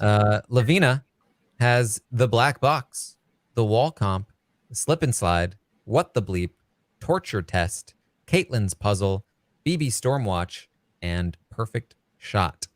How do you feel? Oh, I feel great. I think that I managed to get, like, I can count 3 classic staples, and the rest of it is silly and goofy, and that's just what I wanted. And I like how there's more silly and goofy, but it is my team, so I feel pretty good about it. I feel confident. Vote for me.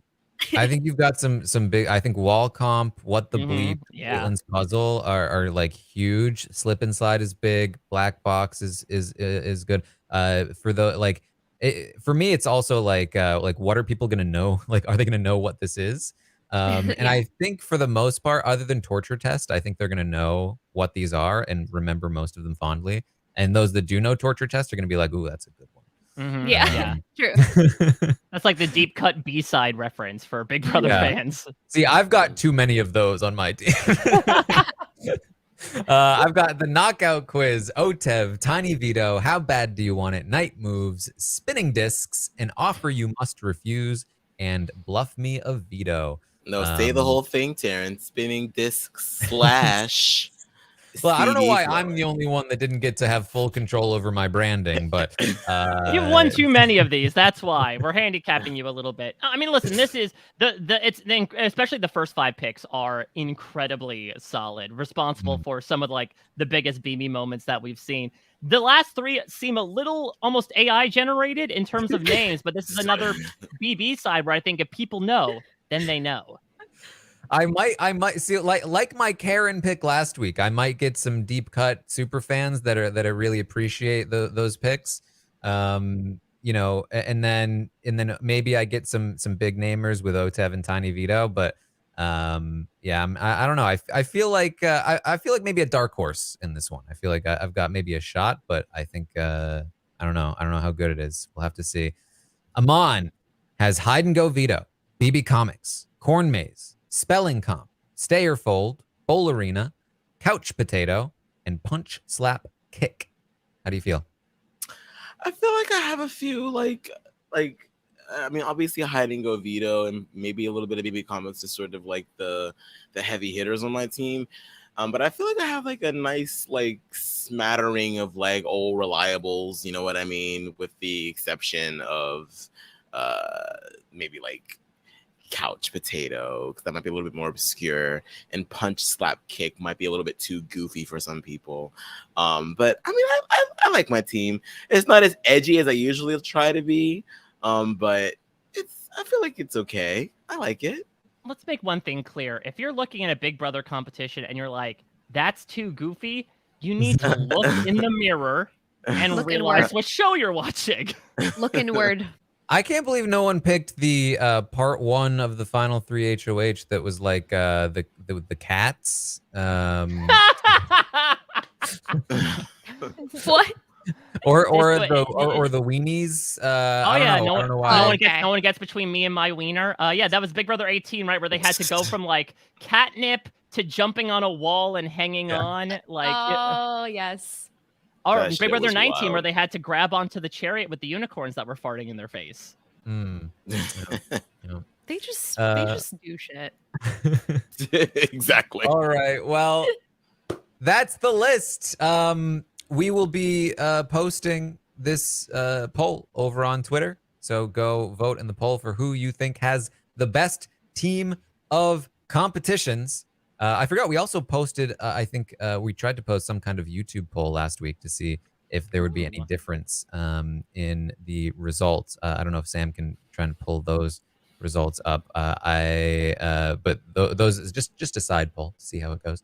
But this Twitter poll will be up for the next 72 hours. So not as long as the previous ones because we have a special final off-season podcast for you next week that will require this poll to be complete as quickly as possible. So you have 3 days from the airing of this podcast, which is on a Thursday night. So the poll will close roughly on Sunday night, I believe, if I'm doing my day math correct. And we will see who has won the competition draft because next week we're doing an all-stars of our own. We are going to take the winner of all of the off-season drafts so far, all of the winners. So we're talking Puya, Mari, Sasha, me again. Ooh, twin twist. Ooh. And then the winner of this draft, if it's me, that means we're going to have 4. If it's one of them, it's going to be one of them. And we are going to draft a team of Big Brother players to compete for us in a Brant Steal. And the Brant Steal will determine the champion of champion drafters. Who is the best drafter of them all? That will be decided next week in the Brant Steal. So the idea is that we're going to draft the players ahead of time, and then we're going to do the Brant Steal next week. We may have some extra little bonuses along the way, so stay tuned. Make sure you're following Rob as a Podcast on Twitter. We might have some extra polls to get some extra little things in for the Brant Steal. But that is the idea. That will be our off-season finale, because after that, we have a Big Brother retrospective episode is going to air. And we're, of course, going to cover that. And then the season should be kicking up and starting. So we'll have a proper draft for Big Brother 25 on the way. So that's what we have coming up for you. It looks like the result of the YouTube poll was me also winning with Puya in second, which is exactly what happened in the Twitter poll, with Jenny in third instead of last. So Jenny performed better on the YouTube than in the Twitter poll. Jenny found her platform. There you go. All right. So that's what we have for you this week. Stay tuned next week for the to see the champion drafter crowned. And in the meantime, you can find me over on Twitch, twitch.tv/AaronArmstrong. I've also started posting some things on Instagram. I've been climbing. So if you wanna watch me climb, you can go see it on Instagram. Climbing, of course, also means I'm falling. So if you like to see me fall, you can also see that on Instagram. A lot of these competitions we picked because we like to see people fall. So I think you've come to the right place. Hey, right? So check that out if you want to see some climbing content. And that's pretty much it for now. Find me in those places. Mike, what do you got going on? A lot. Well, first, I just wanted to thank you, Taryn and Sam, for bringing me on to this. I'm oftentimes not a drafter. Oftentimes, I am providing content for the draft. So I'm happy to swing in here on my own spinning disc and be able to toss some CDs into the proverbial podcast pool. There's a lot happening. I guess I'll start with the Big Brother stuff because suffice it to say, I will be luckily and happily getting to cover Big Brother 25 for Parade.com. So obviously the retrospective was announced to be premiering as an Entertainment Tonight special on July 26th. Might have some other content around that. Might have a couple of surprises leading up to the premiere. What I will lightly tease is I know with the announcement of this special, people have been wondering when a cast will be released. I would say if you have any like plans with friends for that week going into the last weekend of July, you could probably keep them. You probably don't need to stay tuned onto the internet for that weekend. I'll leave it at that. Otherwise, there's lots of stuff going on in the scripted capacity. I am all the way up in space right now alongside Zingbot. I'm covering Star Wars. I've been watching Star Wars Rebels for the first time and covering it in the lead up to Ahsoka, which has been incredible. Star Trek Strange New Worlds I'm covering with Jessica Leese, and I'm watching Battlestar Galactica for the first time with Josh Wigler. Good God, it is such a fun show and such a fun podcast. If you're interested on that, check out Down the Hatch. I'm also covering The Witcher with Josh as well, which is coming back for its final batch of Henry Cavill-based episodes next week. And then also on the reality TV side of things, covering Tough as Nails with Rob and Jess. And the Challenge cast just got released. The Challenge USA Season 2 is coming out on August 10th. I will be covering that as well. I guess I'll sort of like Shanghai my own plugs to ask, any reactions from all of y'all to the Challenge USA Cast 2, in particular, the Big Brother inclusions? I remember feeling intrigued, but I don't remember all of the specific. I know Tyler's on it, which is interesting. Tiffany is back, which I thought was interesting. Obviously, anytime I get to see Tiffany, that's exciting. But I felt like she didn't love her first experience, so we'll see how it goes the second time around. And then there were other people.